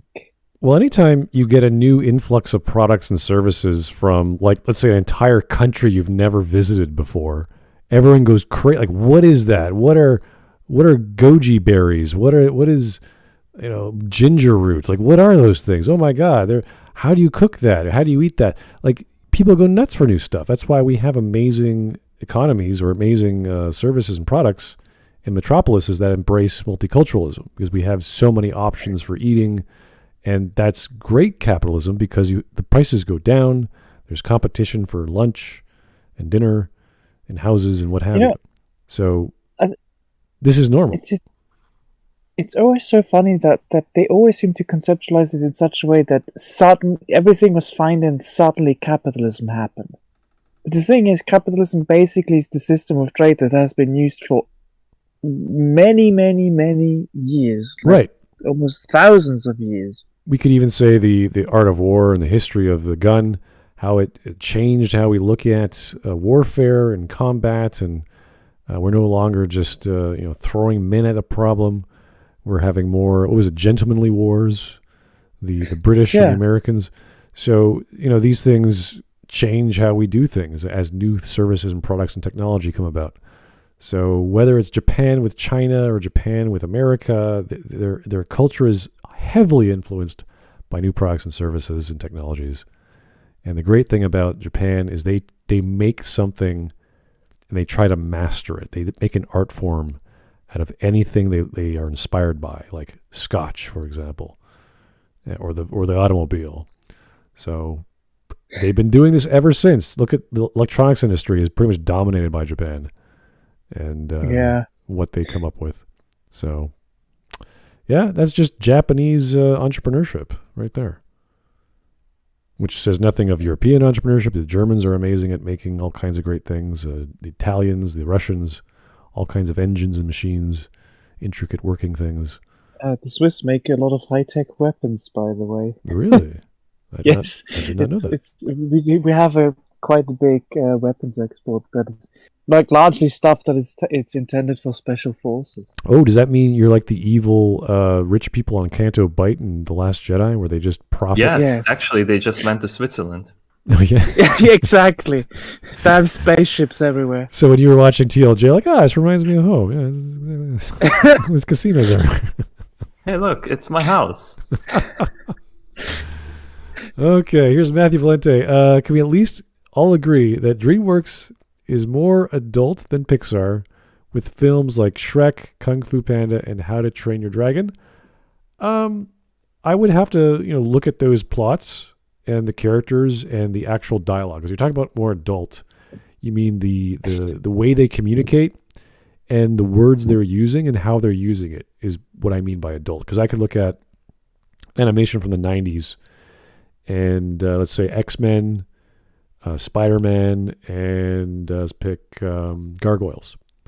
You can tell, or even further back, let's go to Ghostbusters, the real Ghostbusters. You can tell the writers are more verbose, and the ideas and conflicts they're creating are more adult. There's more thought put into them. There's more actual plot to focus on, or multiple plots rather. So I'd have to look at specifically these stories, because like Kung Fu Panda, I think there's a sequel or a series of Kung Fu Panda movies. So yeah, it's a trilogy right now. Yeah, so that would mean that the demand is high enough. The stories are so well done that kids want to see more of these characters. So it's not just fun and games. It's not just slapstick. there's more to it. So same with Shrek. Shrek is a huge thing. And I think, well, bearing the really popular ones like Frozen, I think it's a Pixar film. I think it's a Disney one. Is it Disney? Yes. I think so. Okay. Eventually, Disney had its own 3D branch, so... Oh, Okay. well, at least it has some connections to Disney. Disney owns the license or something like that. Yeah, so it's a combination of being a musical / animation drama with very simple plots that you can follow. So the storytelling would have to be on point to make what was it, like $100 million dollar production or $200 million production, however expensive that thing was to make. Because that pulls in billions. Those are hugely popular in the East. So, yeah, I'd have to look at those specific films from DreamWorks to see what the plots are like. Because I'm not like as well versed as I could be with Shrek and Kung Fu Panda. Because I only watched a little bit one with my niece when it came out, and a lot, and I mean a lot, of Frozen. Because she loves Frozen. Like, oh my God. So she sings and she dances. I don't know about the plot, but I know the songs. So, if the kids like it, keep making it, right? So it works. Anyway, back to Japan being influenced by capitalism. And the modern are at war for the soul of Japan. As Ayumi Suzuki writes, the influx of the Western culture brought to Japan both chaos and growth, represented by the mixing of Japanese identity with Western architecture, philosophy, fashion, and values. But by having Chihiro live in the era of a modernizing Japan, Miyazaki invites the audience to experience what we really were losing as a nation and personally during that period. Suzuki underlines Miyazaki's equation of labor with wage slavery, fucking communist, and how the workers essentially become Yubaba's property. He also reminds us that Chihiro is a child whose childhood has been stolen from her, and this portrayal of just like in communism. Well, the idea behind going to this magical place is she's thrust into adulthood from a child. Child labor. I don't see. Well, on my screen it's saying child labor. Oh God! Yes, mine too. Mine says child abor. So, but this is pretty much child abortion. Oh my God! She's working with other people, other spirits, beings, and those people are adults too. So the idea is that she's losing her childhood. She's forced to become the adult and the hero of the story to save her family. So, yes, she is a 10-year-old girl, but she has a goal, and she has a contract to fulfill, and she has a job, thankfully, or else she would have gotten eaten, apparently, if she didn't.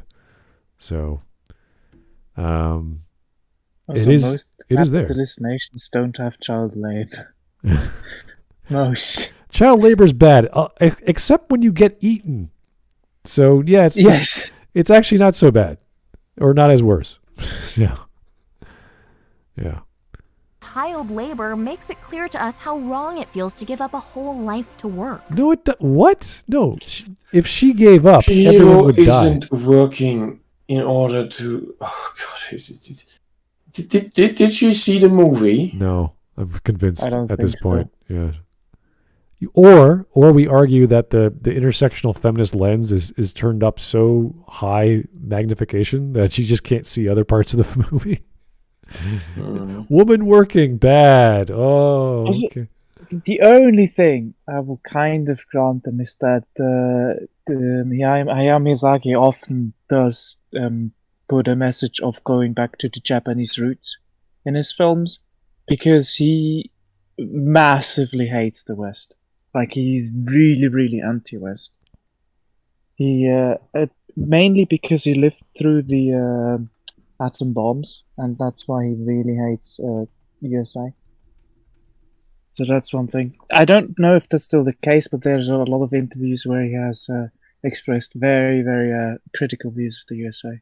Well, I like how he's famously known for his comment about anime being a mistake because of what he saw, the popular stuff, with girls and young ladies and what have you, how it's fetishized or made to just appeal to the mass market as opposed to telling good stories. But you know, this is a guy who's friends with Hideki Anno, who I think is... Oh, yes, he created that monster. Yeah. So, I mean, he's the guy who sort of helped it along in the first place. It's kind of like Alan Moore after the fact. It's like, oh, I hate all these geeky guys liking all these stupid cartoon characters and comic books. Oh, yeah, Smart. Have you ever seen the clip where Miyazaki is watching his son's debut film? Really? Yes, and like what he does is that like he's so fucking bored in the middle of the movie, he walks out. Oh my the God. interviewer asks him that like, "What's up, man?" And then he's like, "Why are you here?" I think like he wasn't ready. He still hasn't grown up, and his son is like in his mid-30s. Yeah. Wow. To be fair, then he just leaves the cinema. He's like, that was a mistake. to be fair, it is Remember which Miyazaki. movie that was? What? Do you remember which movie that was about? I can't. I will look it up because I have the clip. Just a minute. If memory doesn't fail me, I think it's something Earthsea. Oh God, Earthsea Chronicles. Oh God, bad science fiction. It's more fantasy, the film. I made a series about that, a TV series about that, and I saw that when I was still young when I came out, and the premise seemed okay for first couple episodes, and then it was just random generic crap. All right. Anyway, how wrong it feels to give up a whole life of work. Here we go. Perhaps we might read in a larger commentary, too, about how children are treated in the capitalist system, even when they're not literal laborers like which country has So more sweatshops? all communism was capitalism, according to you. When did we have child labor laws? Was that before or after the Middle Ages? I can't remember. Like, how long ago?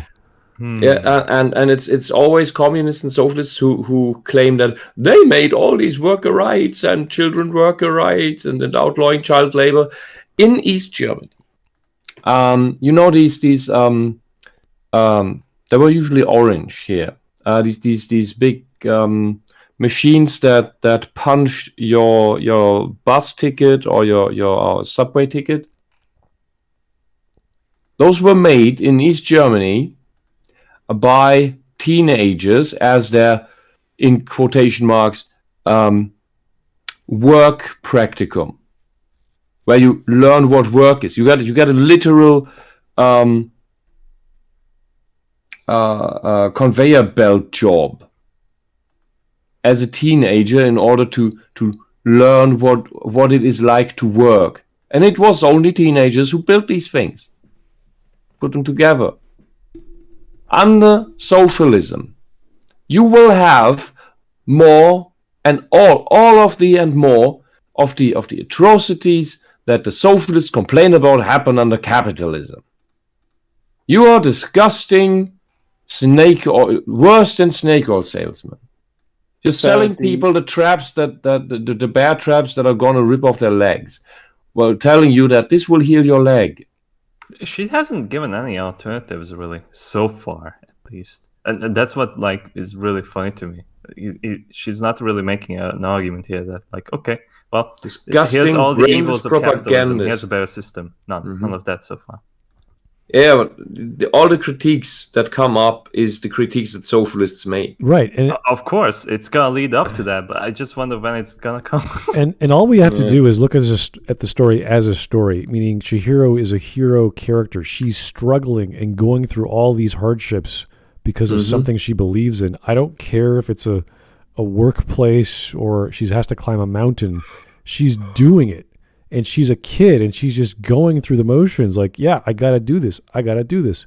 And she cries, and she sometimes hurts herself. But that's what makes her a hero. She keeps going. And, of course, she has, help and a magical dragon god to boyfriend thing. It's really, really nice when you got that on your side. But, like, she's doing the work. She's not really complaining that much, if at all. And that's what I like to see. This little girl who, despite being terrified out of her mind of what's happening to her, not even realizing it, to stop and think, she's just going for it. And I love that because it shows the hero character really just pushing everything forward in the story. We heard it here. Smud loves child labor. Yes. Child labor is awesome in Studio Ghibli movies. Hero, they can face very early pressure to start training for and proving their value as future capitalist earners. Through juxtaposing the Meiji era with its modern one, Spirited Away was arguing that the soul of Japan was still being fought over by two warring belief systems. The film centers on the conflict between materialism and spirituality, and this clash between our material world and the pure spirit world is illustrated through Chihiro's interaction with the stink spirit. If that's the case, why are the spirits concerned about money? It's not a stink spirit, you fucking retard. It's a water spirit. Yeah, but if the spirit realm has an economy, aren't they also concerned about money? Does the spirit world has its own stock market now? Can you buy shares in the crash too? Yeah, can I buy shares in the bathhouse and help It's at the same investor time relations? saying that the spirit world is horribly capitalistic, but also we should be more spiritual. Maybe the hero is going to buy GameStop. This is where it's all good. Yeah, Yubaba's like, I'm gonna put a short on GameStop. It's gonna go down in price. And like she's called 1,000 because she bought like 1,000 stocks of GameStop. Oh yeah, she's worth 1,000 shares. She's amazing. She's so good. Oh my god. When the stink spirit arrives at the bathhouse, he is shunned by the workers as an inferior spirit. It's a stink spirit. And apparently it's an extra smelly one. While Chihiro is given the job of tending to his needs as a test because of her lowly status. I love the animation in this part. Yeah, that reminded me of Clayface from the second episode of Batman, the animated series. I don't know if you guys ever watched the first season of Batman, but the Clayface episode, they pretty much broke the bank on frames of animation, the custom animation. And it reminded me of that because, obviously Clayface is a lot more animated, but to have a big mud creature just moving about, I thought was really cool. Care of him. No buts, or I'll turn you into coal. However, And they Chihiro was misidentify him eventually as a able to figure stink out that spirit. It isn't a stink spirit, but actually a more lofty river spirit. Oh, why didn't you go with that from the start, you fucking asshole? If you know it, why are you misleading your audience just like the people in the bathhouse were misled by their prejudice? Why are you doing this? Who's writing your fucking script? Are you all retarded? You get 1 million subscribers for this crap? Just fucking shoot yourself. Maybe they don't pay the scriptwriters enough money. Well, I still think they haven't seen the film, so I just, it's whatever comes into their heads at the time. Okay. It's the spirit act. Just a minute, sir. That's our best herbal formula. As director Hayao Miyazaki said, in my grandparents' time it was believed that spirits, or kami, existed everywhere. In trees, rivers, insects, wells, anything. My generation does not believe this. Okay, so there's nothing inherently wrong with believing in spiritualism or the mysticism of a certain time period. That's great. And it reflects the culture of the time. But each time period has its own culture, has its own moment to be whatever it is. And there's always going to be someone lamenting the fact that the past is forget. No one remembers what happened 50 years ago, or the friends that were there, or the family we had, because they weren't born then. This is going to be an ongoing problem as you grow older. Things were better back in the day, or things were much happier, or cost less, or whatever. So that's that's normal. And everything is because of capitalism. Well, maybe to her, but it doesn't matter what the topic is. It could be the culture of Japan. It could be haircuts. It could be the fish you had when you were a kid. The wine you had when you were a kid is much better because you tried. Wait, the wine you had when you were a kid? Oh God, yeah. I have so many relatives that remind me when they were kids, the wine they had when they were a kid was much better. Now, I didn't drink wine when I was a kid. well, okay. When you're living in Italy, you drink wine. Doesn't matter what age. Oh well, true enough. you drink. You drink it with your mother's milk. Maybe, yeah, possibly. I don't know the exact formula, but people were drinking. What the hell was it called? Not Tempranillo. The one after Merlot. It's an Italian. It's like Merlot, only sweeter. And there's some guy in the village of my dad's family, and he was the uncle of the village. They called him. And Uncle of the village. he made this sweet wine that the kids loved because it was super sugary, and it's actually a type of grape that is now sold in bottles today, but never as good. It was never as good as the time when we had it when we were 6 years old. It was so tasty. But yeah. It's always going to be. Did the Roman Empire fall because all the kids were drunk on wine? I don't know. It's possible. I wouldn't. Yeah, I can see it happening, but they just saw how the Romans gave the kids alcohol. They were honestly, like, no, okay, no, stop it. There's so much good drinks in Europe that the Western world doesn't get, or at least North America doesn't get. The Western world. Europe is not part of the Western world anymore. I say we're third world country to you. No, I say it's Europe. Europe is Europe. I'm talking about when I say the Western world, I mean like the stock exchanges, the actual marketplaces, not. We have not actual marketplaces. Yeah, but they're European. Economies aren't real. No, I didn't say that. There's the NASDAQ, there's the NYSE, and the TSX. That's the Western world. Well, mostly just the NASDAQ and the NYSE, but Anyways, you're right. We have a lot of good shit that you don't get. Yes, and we don't get it, and I'm really sad because I show pictures of like the beer I buy. Like, this is a good beer. And I'm like, yeah, this is Heineken. It's like everyone has Heineken.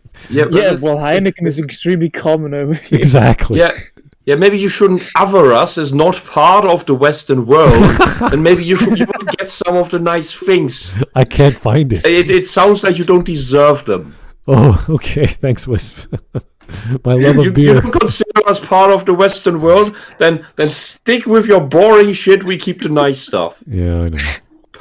I wish I had more. Everything is well balanced. We get authoritarianism. You get stuff. We get Peroni. That's what we get. Yeah, we'll keep exporting Antifa activists to you. Oh, God. That's your punishment. Yeah, well, there's... I'm very happy that we keep the good stuff for ourselves. Though. Well, it gets sold out, first off. Secondly, it's too expensive. And thirdly, we have so many laws for imports. And it's hard to... Especially in Ontario, it's hard to get the good stuff in general. I have to go to Quebec and deal with distributors there. Well, there's gonna be an embargo on cheese now. Oh God! You know what? There actually was an embargo, not an embargo, but a tariff on cheese with Trump. Believe it or not, I remember. For like a month, there's like, what the hell? Why would he do that to cheese? Like, what the? The weirdest thing. Trump was going nuts. Specifically to piss you off. I was like, steel, aluminum, cheese. Like, what? Cheese. Why? Yeah. Trump was fun. Then it went away. It was weird, yeah. Oh, this just as a short aside, just reminds me there was this our parliament.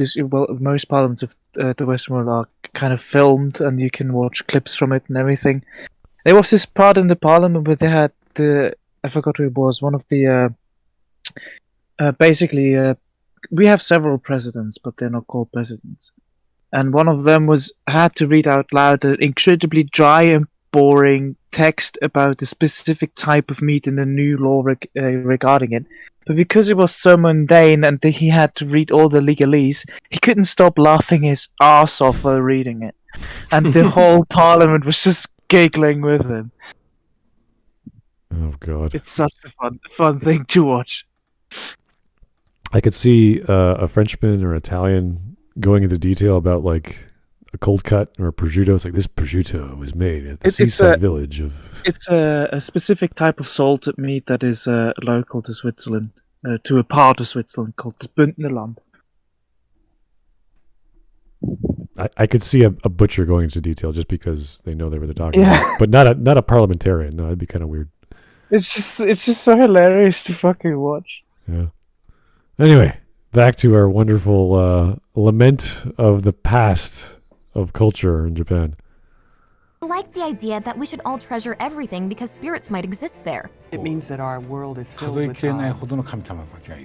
that they are beyond counting. We should treasure everything because there's a kind of life to everything. Gods show up in places where you least expect them. When the workers pull what Chihiro thinks is a thorn out of the stink spirit's side, we see that in actuality it's years of accumulated human junk that's been dumped into the river.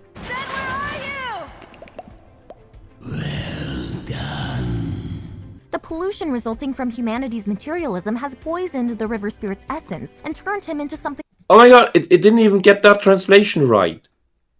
You just said thank you in Japan. In Japan, you did the pronunciation. Yeah. In the original. Yeah. Not well done. He said thank you. Yeah. No. It was not appreciation. It from the top down. It was a humble thanks. He was grateful. Yeah, so this is one of the better messages because everyone knows what it means. There's all this garbage. It's polluting the essence of the spirit of, I think, the lake, that's what they said. So that is a clear message. Like, there's no, it's not necessarily capitalism. You could call it consumerism. You could call it waste, industrial dumping, whatever. But yeah, it's bad for the environment. That's pretty obvious. Foul and pleasant. Hey, we're not open!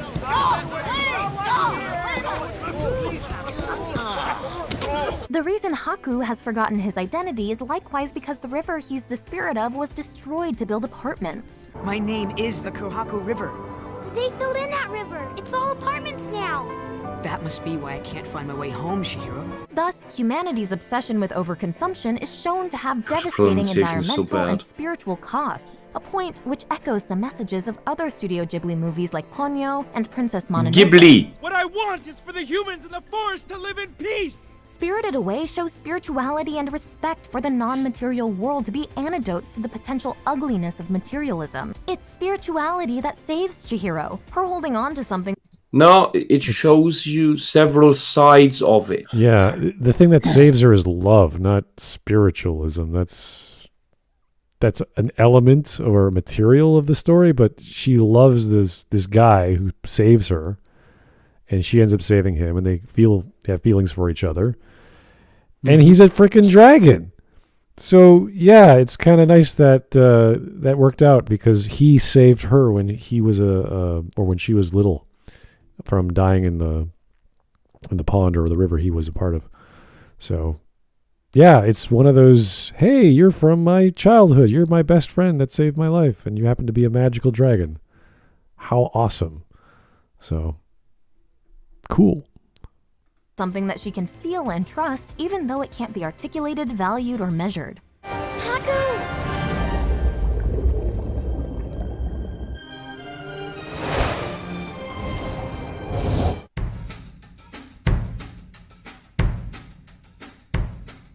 There is a clear generational divide in Spirited Away. Right from the start, Chihiro senses the danger of the world they're entering while her parents don't. Did you hear that building? It was moaning. It's just the wind. Chihiro is out of place in the bathhouse too, the only other young people being the ambiguously aged Taku and Yubaba's gigantic baby son Bo. You'll get sick if you go outside. So stay here and play with me. In Spirited Away, youth is a kind of superpower. Would you take her to see Yubaba? She's a tough little girl. I think she can handle it. Yielding a sixth sense that the adults don't have. You still haven't noticed that something precious to you has been replaced. That has nothing to do with your title of The Children of the Future.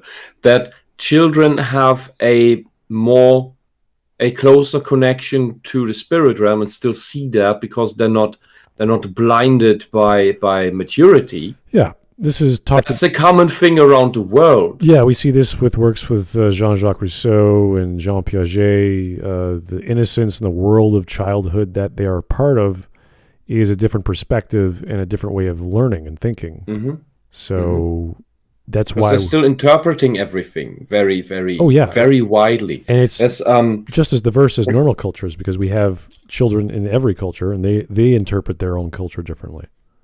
Yeah, and there's been experiments with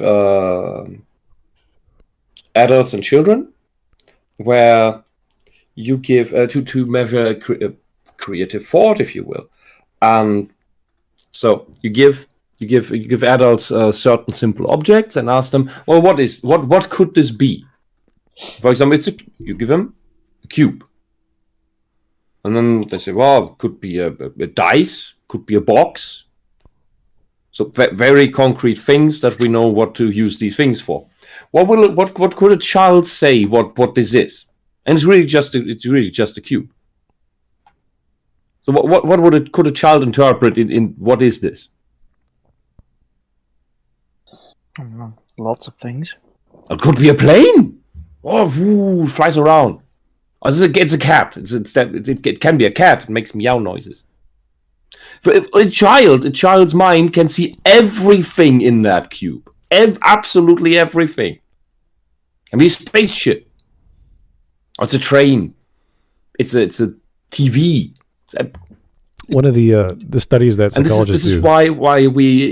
why we come up all around the world with the idea that children can still see spirits and the magical world because they're so fucking creative as they try to map out the world and try to understand what things are and how they work.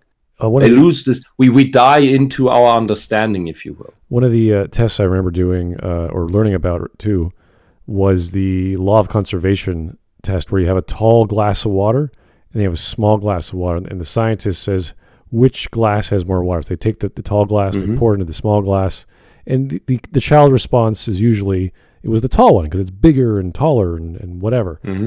And you can take that as them not understanding physics or chemistry, but if you actually look at it, since the viscosity of water sticks to the original glass, literally, if you measure the volume, the original glass would have more because the second glass never had water in it yet. So there's all these wonderful little things you learn from these psychological testings about how children perceive things. Yeah. The basic idea of the test is that both glasses hold the same amount of water. Yes. Where you pour the water from one glass into the other and then ask into which glass fits more water. Right. But it's the same amount, and they go for the tall one, as you said. I always love that because I do remember doing that test and my reasoning was different, but they never asked me to explain myself. Yeah, you should do that. You know, do that in when you're doing tests and they ask you questions, then you answer. I should have done that all the time, apparently. That was fun. Anyway, I love those psych tests just because they ask you things, and that's not the thing they're testing you on. They're asking you your thought process, and they're testing for something else. Anyway. For Chihiro, this sixth sense manifests in her relationship with Haku, and how she's able to hold on to her trust for Haku throughout the film. It's just a relationship. I don't think there's a sixth. Yeah, and really, he plays a side role in this movie. He doesn't have a lot of screen time. Yeah, he's just the magical helper that is literally the wind beneath his wings because he's the flying dragon. So yeah, she makes it sound like he's a dominant part of or an equal part of the movie, and he isn't. Yeah, he's just sort of there. He's barely in it. He's mostly doing stuff in the background. I think she hangs out with her older friend more. The other Asian chick, I can't remember her name. The other woman, yeah. Yeah, the older woman, yeah.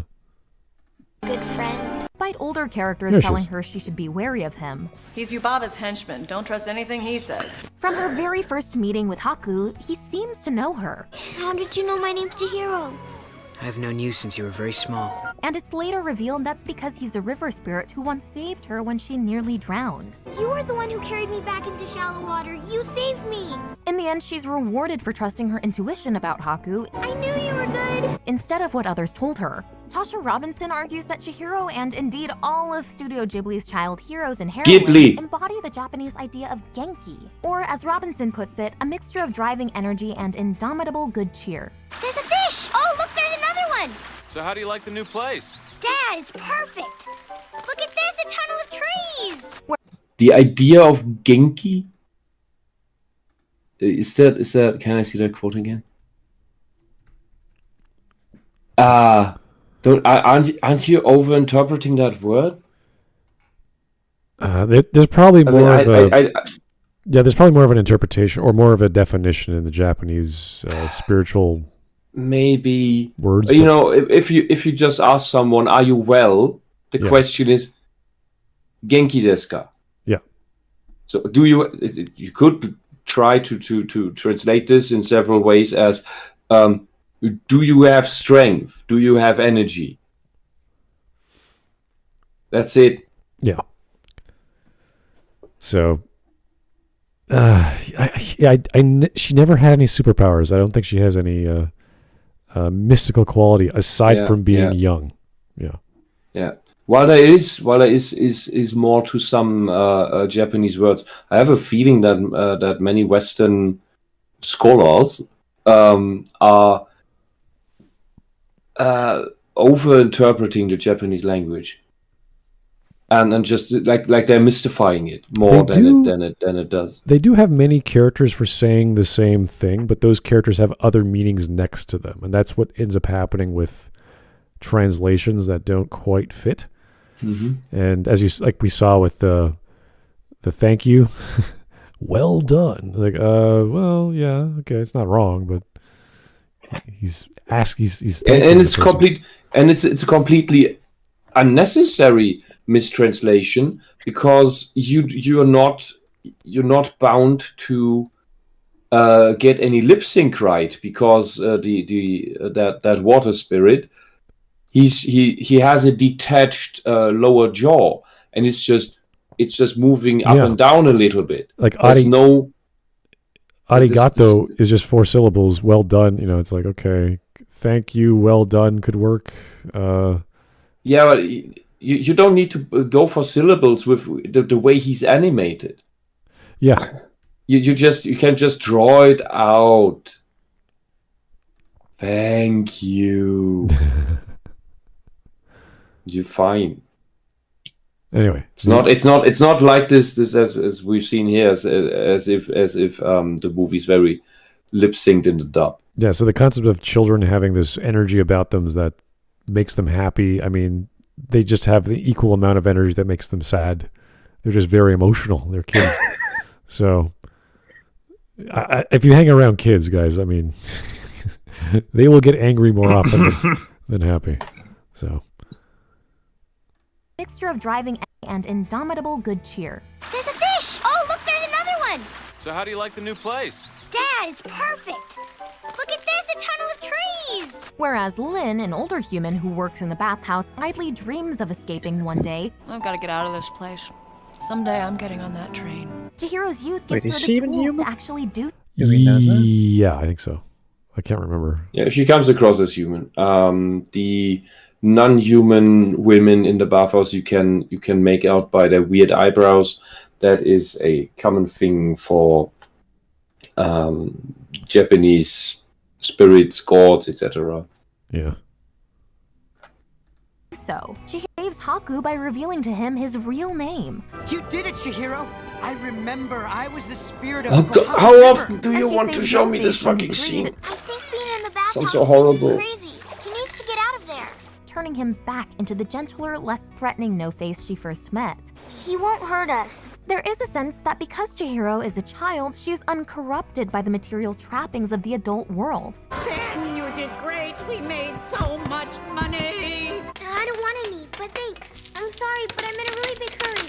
She sees it for what it can be. Dangerous, inhospitable, soul-destroying. Not No, really, not at all. What the fuck? No, she just doesn't care. She has no need for it. She doesn't understand the value. It's not that she sees through the corruption of it. She doesn't understand the value of it in the first place. Yeah, she's just trying to save her family. Stones or something. This is pointless to her. She's trying. Yeah, it doesn't help her for her quests either. She has a job to do. She wants to save her family, and she doesn't want to get eaten. So yes, this channel. It's glorifying her into something she's not. Yeah, that's kind of sad because usually a hero character and their motivation and reason for doing anything is pretty clear. And if it's not clear, it's a bad story. So it's like, yeah, we know her character. She's a little girl, and she's striving in all this magical world just to get her family back. Yeah. That's the difference between. She's claiming here that Chihiro is innocent, but also with this that she sees through the corrupting elements of the. That would imply that she is very wise already. Yeah, she understands economic That's theory. not the same. You can't be both things at the same time. She read some Karl Marx pamphlets on the way to the magical. Yeah, Disneyland. she's not some golden child from some Hindu or Buddhist temple. Yeah. That can be. His This dad is was this magical being that is innocent yet wise. His dad was an accountant. That's not what she is. Talking about credit cards and I got money in the bank, baby, and she's teaching her how to balance the checkbooks or something. Yes, she is. I would describe Chihiro as innocent, naive, frightened, yet courageous. She is the most generic female young girl in a story. She's just straightforward. Yeah. I'm a girl. That's about it. It could have been a little boy, honestly. It didn't make no difference. Yeah, for the most part, I think, yeah. Miyazaki once said that children understand intuitively that the world they've been born into is not a blessed world. Indeed, many films in the Studio Ghibli canon focus on independent, strong child protagonists who are able to navigate their own way out of difficult situations. In My Neighbor Totoro, the two daughters, Satsuki and Mei, can confidently move between the human and spirit world in a way their father cannot, as only young people can see the spirits of the forest. They're not moving. They're not moving between the worlds. Yeah. The way she just phrased this makes it sound like they're consciously doing that, but it's solely by decision of the spirits whether they can the children can encounter the spirits. Yeah, and Totoro puts them on his back, and then he travels wherever he wants to go. So, yeah, or under the hedge. There's not always the magical place. Right. They can't go there because they want to go there. So it's not. This is the interest. This is maybe a difference to stories like Alice in Wonderland. Right. Yeah. Where the magical place is not always there for the child, which is also implying to us that the audience that the child is not delusional and not simply making it up, because then it could always go to the magical place. But that it's actual spirits. And the spirits decide, do I allow you to enter my place? Do I allow you to see the magic? Yeah, I think I'm reminded of also Alice in Wonderland. I think The Secret Garden is a good analogy or a good comparison that children find or want to find. It's part of their imagination to find a secret somewhere that no one else has ever seen or been. This magical, wonderful world. Yeah, I get a feeling that all these socialist-leaning propagandist types, and whoever write these things, that in school they completely failed at image interpretation. Well, I think whenever they see a different economic model, they go, "Oh, no one's ever thought of this before. Look at me. I think I've cracked the code on humanity." It's like, wait, what are you talking about? Yeah. We tried this already many times. It doesn't work. Yeah, and in my experience with socialist activists of whatever in indoctrination stage, the reason they fall for these completely bonkers socialist economic models is, for one, either they've never read anything at all and just been told that, oh, this is totally good, and then get told this utopian idea of how a communist world would work, which is basically just a natural natural world of God. What's the English word for naturalismus? Naturalism. Naturalism. It doesn't sound right. I don't know. Which is just this. The baker just bakes stuff because he likes to, and he just gives you the baked goods, and for that he gets stuff from you. Just remove the money, and people just give stuff freely to each other, and there's never ever an egotistical element there where someone is just hoarding stuff and not giving anything back. It's the magical world that they believe in, and so people like that because that sounds like heaven. However, it's completely unfeasible if you've ever tried building your commune. And second thing is people who only ever read socialist literature. They actually did read something, but it's solely the socialist literature. So it's all they know, all they've ever heard of, and they're not interested in looking at any other model. So they stick with that because it's the first one they ever came across. And so, you're not going to understand much of the world if you just run after the magical idea or interpretation about the world that someone made up, that is, for one,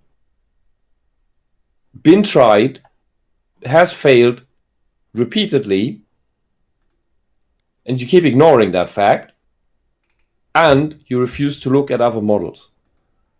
That makes you a really dumb person. Okay. Tree. In From Up on Poppy Hill, students at a Japanese boarding school work together to save their school's clubhouse from demolition. Sit back down or I'll have you thrown out!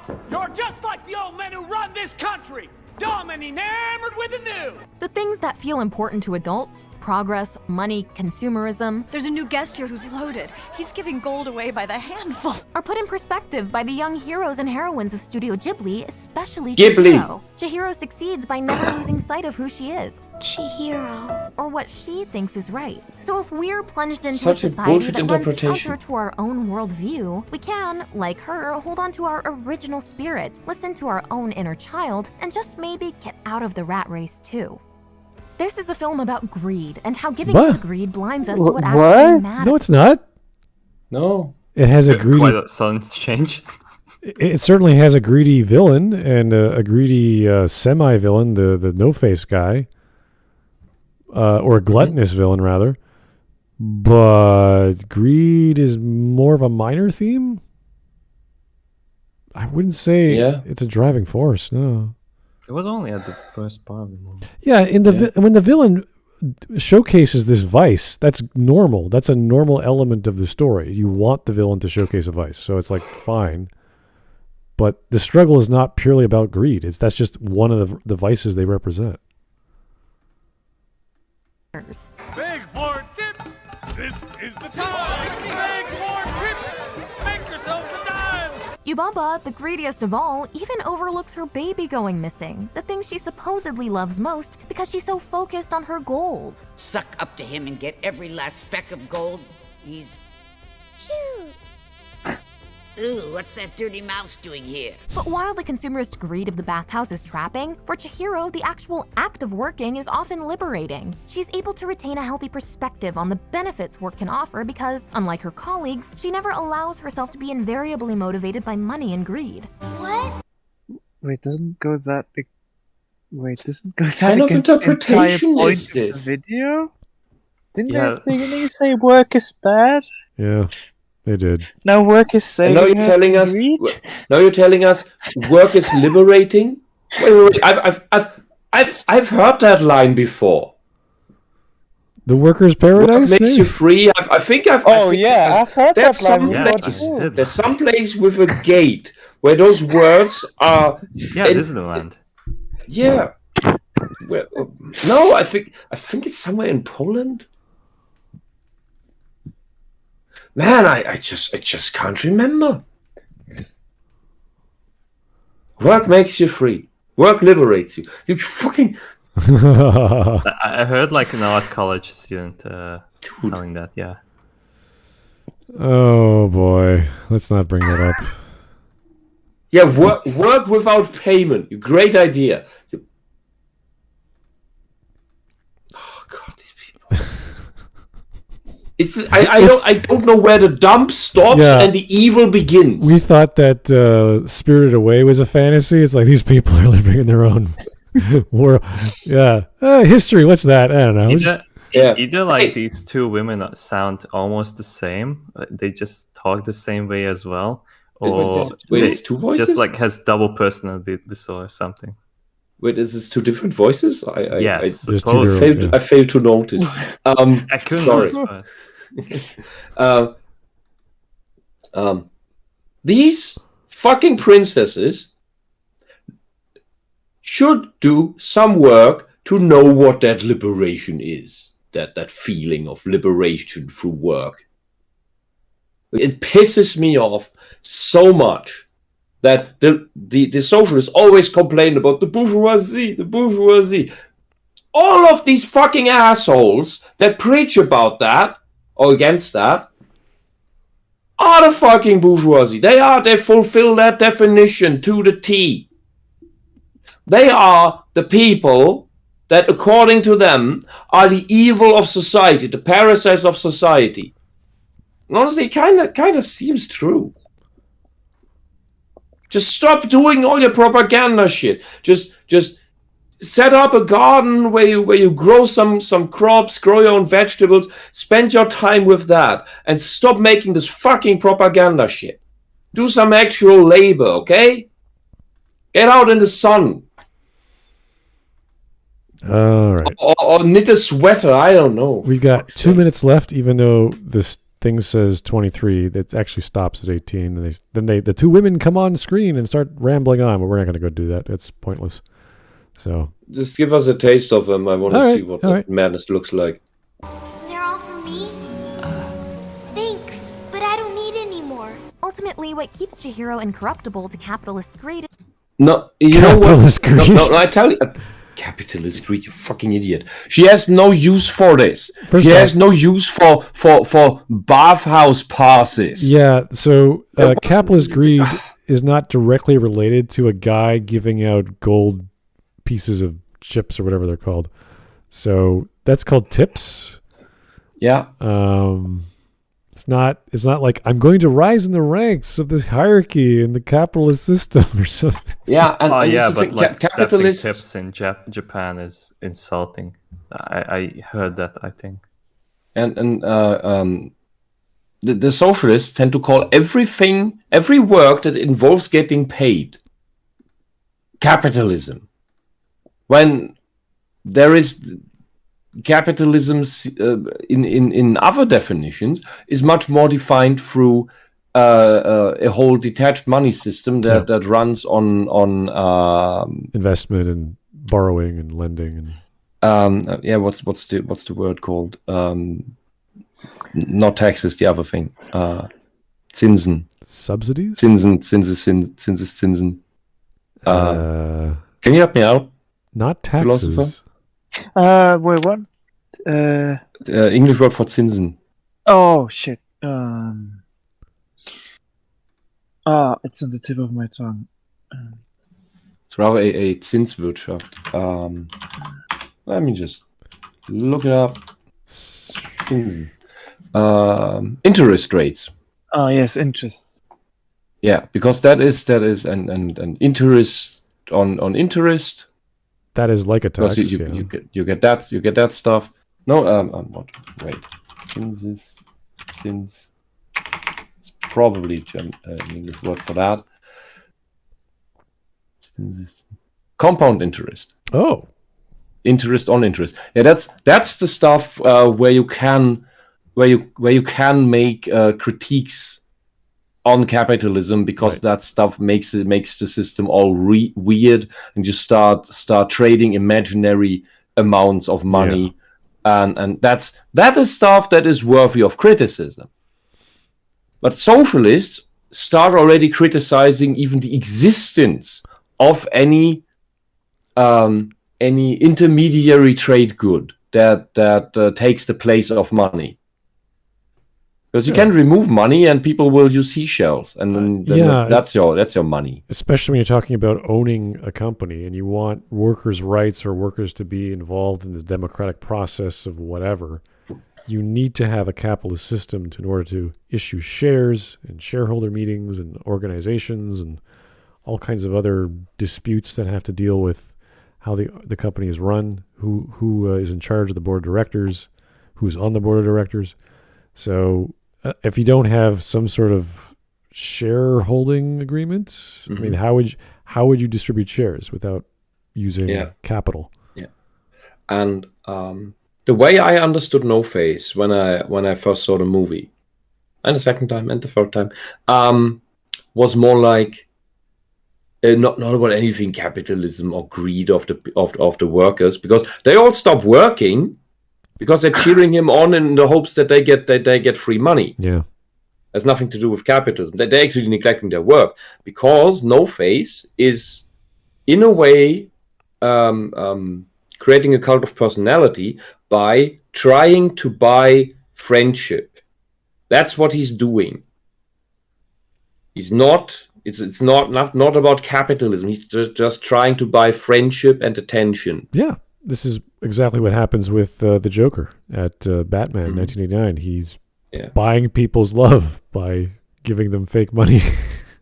And that's what that is all about. Not this economic nonsense that she's interpreting here. Anyway, I think I'll at this point to leave the call because I really need to go to sleep. I'm very tired. All right. Thank you, sir, for popping on. Have a I good wish time. you a Good night. nice rest. Goodbye. Bye. See you. All right. Our other European is gone. The non-Western. The non-Western man. European, yes. You really take this American thing very seriously, don't you, Wish? Okay. Yeah. Is that You're all she has a greater Americans, purpose. horrible people. She's focused on saving her parents and getting back to her old life. Mom, Dad, I got a gift from the river spirit. Maybe if you eat it, it'll break the spell. As David Foster Wallace put it, everybody worships, and the compelling reason for maybe choosing some sort of god or spiritual type thing to worship is that pretty much anything else you worship will eat you alive. That's interesting. Stop believing in socialism. Everyone It will worships eat you something? alive. I didn't know that. That's a weird thing to say. It's kind of like saying everyone has some desire to fall down on one knee and admire the thing you believe in. You could say that the thing you worship is what controls you, just like the thing that you can't critique controls you. Possibly. That's a that it can consume you. When it blinds you completely. You could believe in a religion and go there, but not necessarily worship the deity you believe in. You could just go there because it's a social thing. You could do it. They got free snacks. They got wine. It's possible. You're just there for the fun. Something to do on a Sunday. I don't know. I don't think it's an inherent nature of man to worship something. I don't think that's never been part of our DNA. I don't think. Especially with the philosophers who are pretty big on not worshiping anything. So some of the nihilists might be into that. Just maybe. If you worship money and things, you will never have enough. Gimme! Increasingly, as we're seeing... Well, I like money, but, I once I have everything, I don't need any more, so no. The workers there, they're not necessarily rich people, they're working class people. Yeah. Someone showers them with the opportunity to shower them with gold. Yeah, that means, hey, I can quit this job, I'll open my own bathhouse. The people that are rich or mega rich, they don't worship money. They like working, and as a result of how they work, they make lots of money. Yeah. They can stop at any time. They don't really care, but they like working. They like the job, not necessarily the money. The money at a certain point, money doesn't really matter to them. it doesn't increase your luxury level, your life, exactly. your quality of life anymore. That's why. And it is for many of those people, it's more a play of high scores.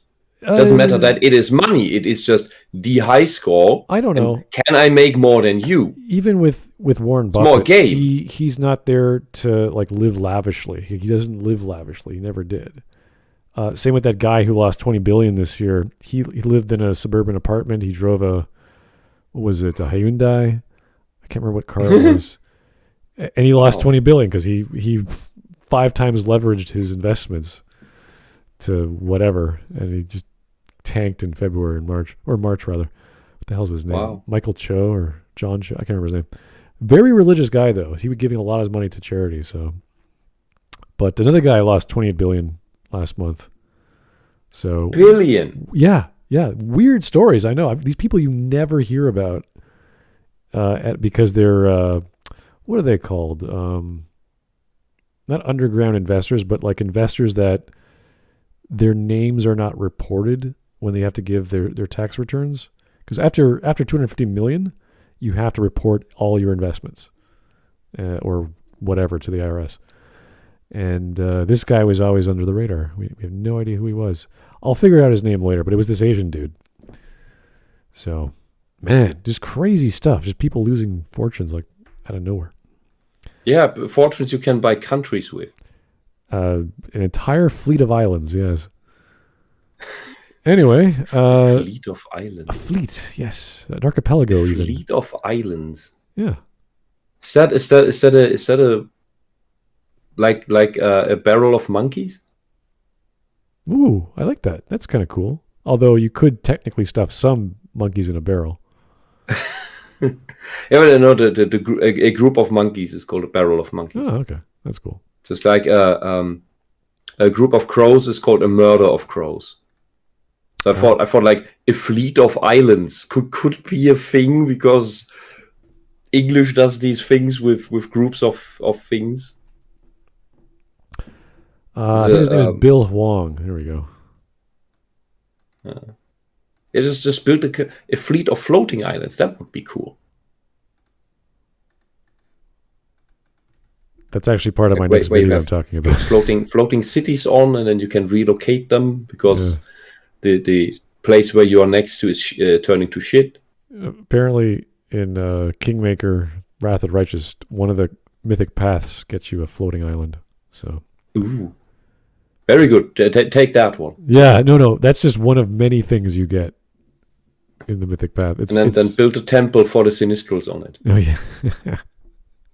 All right. Anyway, less than 2 minutes, unless we want to watch a little bit more, but I doubt it. Mass burnout and backlash to hustle culture, we're also seeing the rise of practices like mindfulness, meditation, and digital... What? Where are you pulling that from now? What does this have to do with anything? Meditation's been around for thousands of years. Mindfulness, I'm not sure. Digital detox? Go on a trip. Go for a walk. Get a bike ride. Who is Marcus Aurelius anyway? Okay. Okay, meditate. Don't do the mindfulness bullshit that Sam Harris is talking about. Do some actual Soto Zen meditation, or the philosopher does what was it? Bön Buddhism. They do a similar meditation to Soto Zen. Yeah. And do that, it develops your consciousness, and you'll grow out of these bullshit ideas like socialism because you learn to see past them. Just through your consciousness evolving to where it should be at your fucking age. One that a lot of people in Hollywood have been doing for a long time is called transcendental meditation. It's very simple. It's transcendental meditation. I think it's called Yeah, it's basically just 5 steps, I think. Very simple to do. It's 20 steps. Well, to prepare, to meditate. You can't just do it. So yeah, of course you can do it. Well, you can. Soto Zen meditation is very simple. Yeah, but that's what I mean. You can't just I'm going to meditate today, and you have no guide. Yes, of course. No, of course you do. Yeah, exactly. Just sit. Well, anyway, never mind. End of line. Yeah, so we've had all these things for a while. I don't know why she's mentioning this nonsense or what that has to do with working. Even people who work relax in their own way, whether it's sleeping or meditating or having scotch, whatever's your bag. Detoxes, though often with a distinctly capitalist bent, as if you can buy wellness without making deeper changes. I cannot end my day without a soak in one of these goop baths. It's really meant to use like the healing powers of essential oils to kind of bring you down. Spirited Away, while grounded in specific Japanese ideas and spirits, That wasn't is looking at cherry-picking at spirituality as a broader, more immutable thing. The importance of a name, family, friendship, and love. Haku! Thank goodness. Yeah, so that's right. Yeah, it is about all those things, but all that other crap they mentioned. So she got that right. That's good. Okay, I just skimmed over transcendental meditation technique, and it's some mantra stuff, and it's just no. You don't need that. Well, whatever. I think that's why it caught on so well, because it makes you feel or think like you're doing something. But real meditation is about not doing anything. Well, you're supposed to disassociate yourself with whatever is causing you an issue. So you stop thinking and focusing on that thing and just focus on a non-verbal thing, like a non-intellectual thing. I think that was the idea. So you're so your left brain is not trying to attach itself to anything. Anyway. Yeah, but you can just do this with standard Soto Zen meditation by just not doing it. You just do not interact with the thoughts that come up during your meditation. You do not push them away.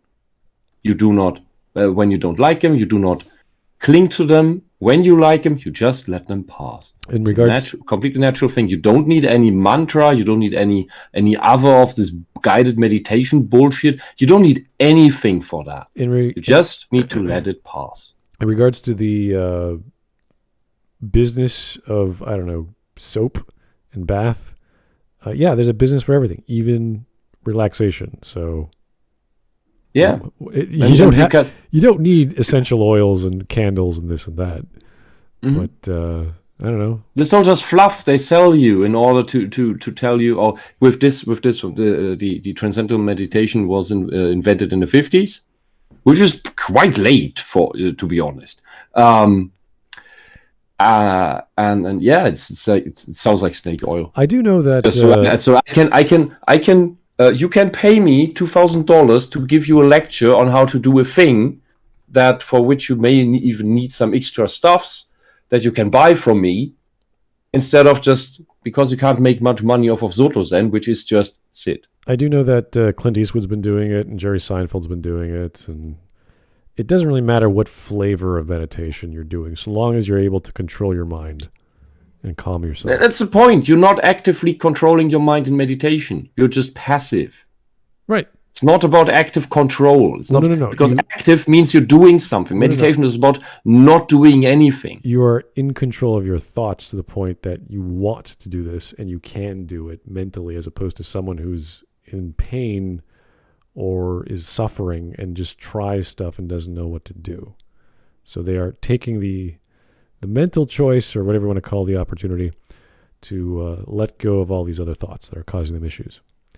Anyway, it's not how it works. That doesn't work.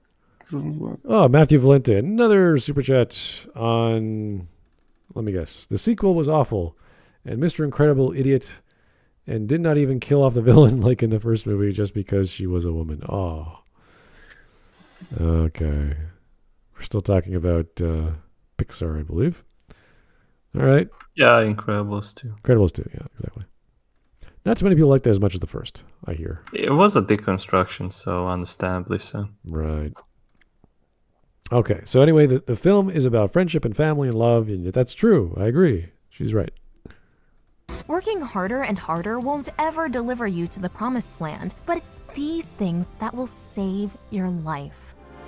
The movie never made out that the work would set her free. Yeah, I don't know. This was never implied anywhere. Hey, the bathhouse was a trap. Isn't that guy? It's set up to be a trap. Isn't that guy Dr. Robotnik? He is Dr. Robotnik. Yeah, I thought that This too is back this in is the what day. happened after he crashed in after Sanctuary. Oh, yeah. Okay. He became a going on? Spider-Man. Something you wouldn't recognize. It's called love.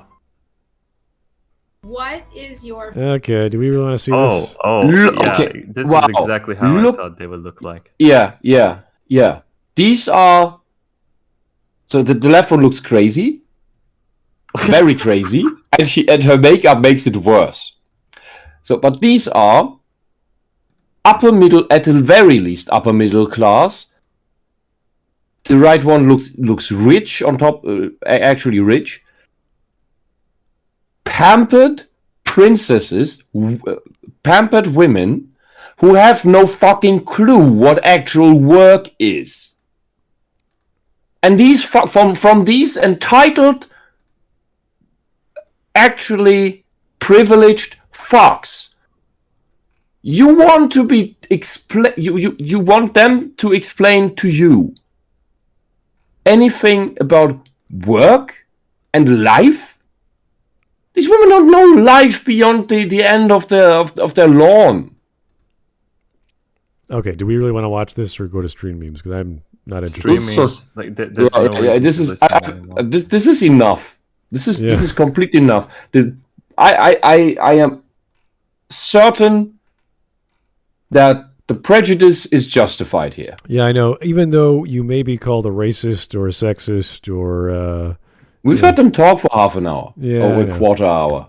I'm just saying, you might be called these things in some time frame. Okay, I had imagined them younger, like early 20s. This is equally bad. Here we go. Me outside getting my daily 5 minis of sunshine before crawling back into my dark abyss. That's great. Fuck, man. I like it. Pixar's lamp before lamps were invented, 1524 color. Let me go to Stream Meme Channel. Oh boy. Oh my god. What is that? McDonald's. That is so fucking good. Holy crap. Oh, what are you saying about McDonald's, sir? George Kells, socialism. Small meal. A great idea until it shows up in your front yard. Let me see. I took half of your sign because you had one and I didn't. I'm sure you understand. Yeah, I think like you can go to Bernie and he will give one of his songs to you. Oh. Why socialism doesn't work. Socialism, sign up here. Work hard, keep half. No work, free stuff. Human nature, any questions? Yeah. Any animal would do that. Yeah. Path of least resistance. Oh my god. This is a left meme. Hey Jimbo, what did you learn at school today?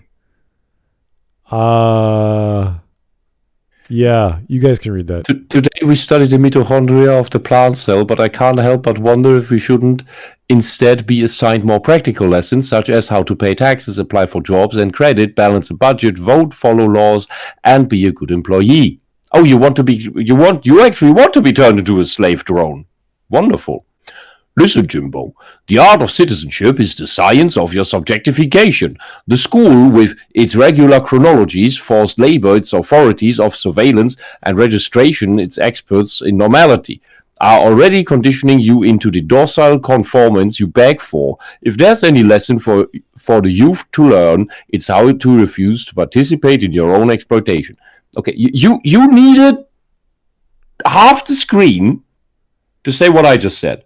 iFunny.com. Your memes suck. Your pseudo-intellectual, pretentious memes suck. They're not memes. Here is Socialist Denmark versus Socialist Venezuela. Again, very small text, guys. Like, don't even bother.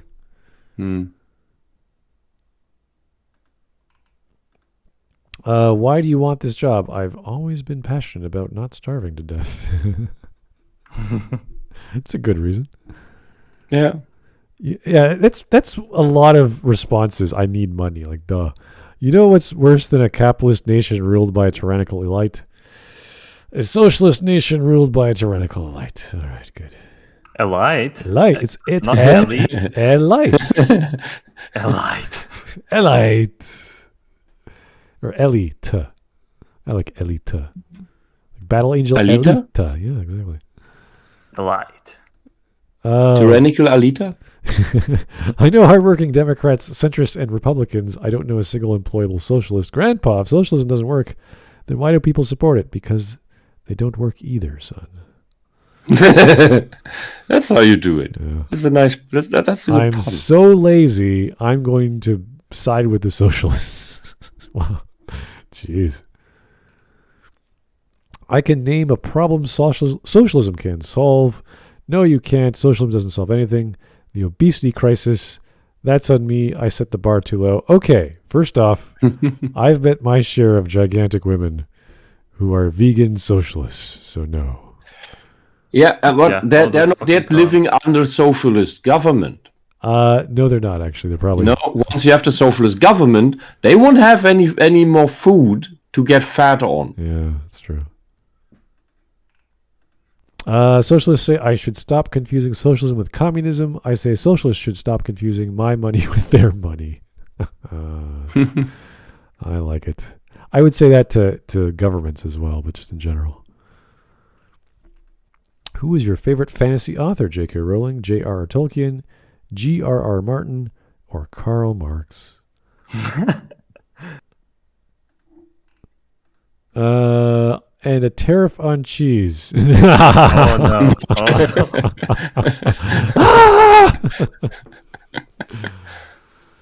Yeah, I'm not joking. I was like, what? American? Like, I don't mind. We have a Canadian cheeses, but why American? I don't know. This is why Trump lost, really. Yeah, pretty much. Never teach a wolf to meditate. It will become a werewolf. Huh. I hate you, Yordkels. I love it. That was good. I'm curious about this female wolf meditation thing going on. What's going on? That's kind of neat. It's furry meditation. Yeah, it's furry meditation. Like, what is you have to wear a fursuit for it. Meditation, because punching people in the face is not allowed. Oh. All right. That's one way to stop that from happening. Unless you're punching the person meditating, of course. Howdy, Smud. Just wanted to inform you that the title of your Smudcast is still Last Jedi. Okay, I'll catch you. Yeah, I don't know why. It currently it's right on. Yeah, no. The first time I did it, it didn't stick. Even though on my screen it said it did, and then I went to my back end on YouTube and it said it's the same old one from '98. I'm like, what? Why is it 398? Strange. Yeah, it was weird. Okay, guys, that was well, we knew it was going to be like because it was the take. So, not their worst feminist bullshit video. Still pretty bad though. It's so horrible that anyone who's seen the movie and has at least 3 brain cells can't interpret this shit into the movie. Yeah. Susanna McClure and Deborah Minoff. All right. The Wicked Witch of the East and the West. Yeah. Anyway, guys, tomorrow is episode 400 if everything goes well. We have a whole bunch of videos, if not ideas, from others you guys either recommended or yourselves are coming on. I have to communicate with you folks to see what order we're doing things and whether or not it's going to work out tomorrow. If not, we have to do it on Saturday and break it down. But I will have to convene with everyone else to find out. That will take some time. So hopefully we'll be ready by tomorrow and cover a random assortment of topics if we have the time. If not, we'll spread it out. Anyway, keep the suggestions coming. Whatever you feel like, we'll probably hopefully be covering by Saturday, Sunday. But tomorrow and Friday are reserved. And if you don't know what's happening on Friday, it's a Maggie May Fish Day. Oh, no. Yeah. Already? Yeah, I know. The 30th is on a Thursday next week. So Maggie May Fish came early. Sadly. Oh, no. Anyway, talk to you guys soon. Thanks for sticking by. And have a great night. Bye-bye.